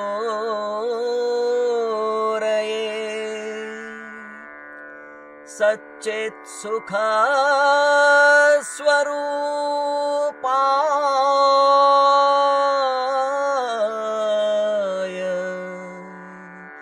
स्वामिने तापहारिणे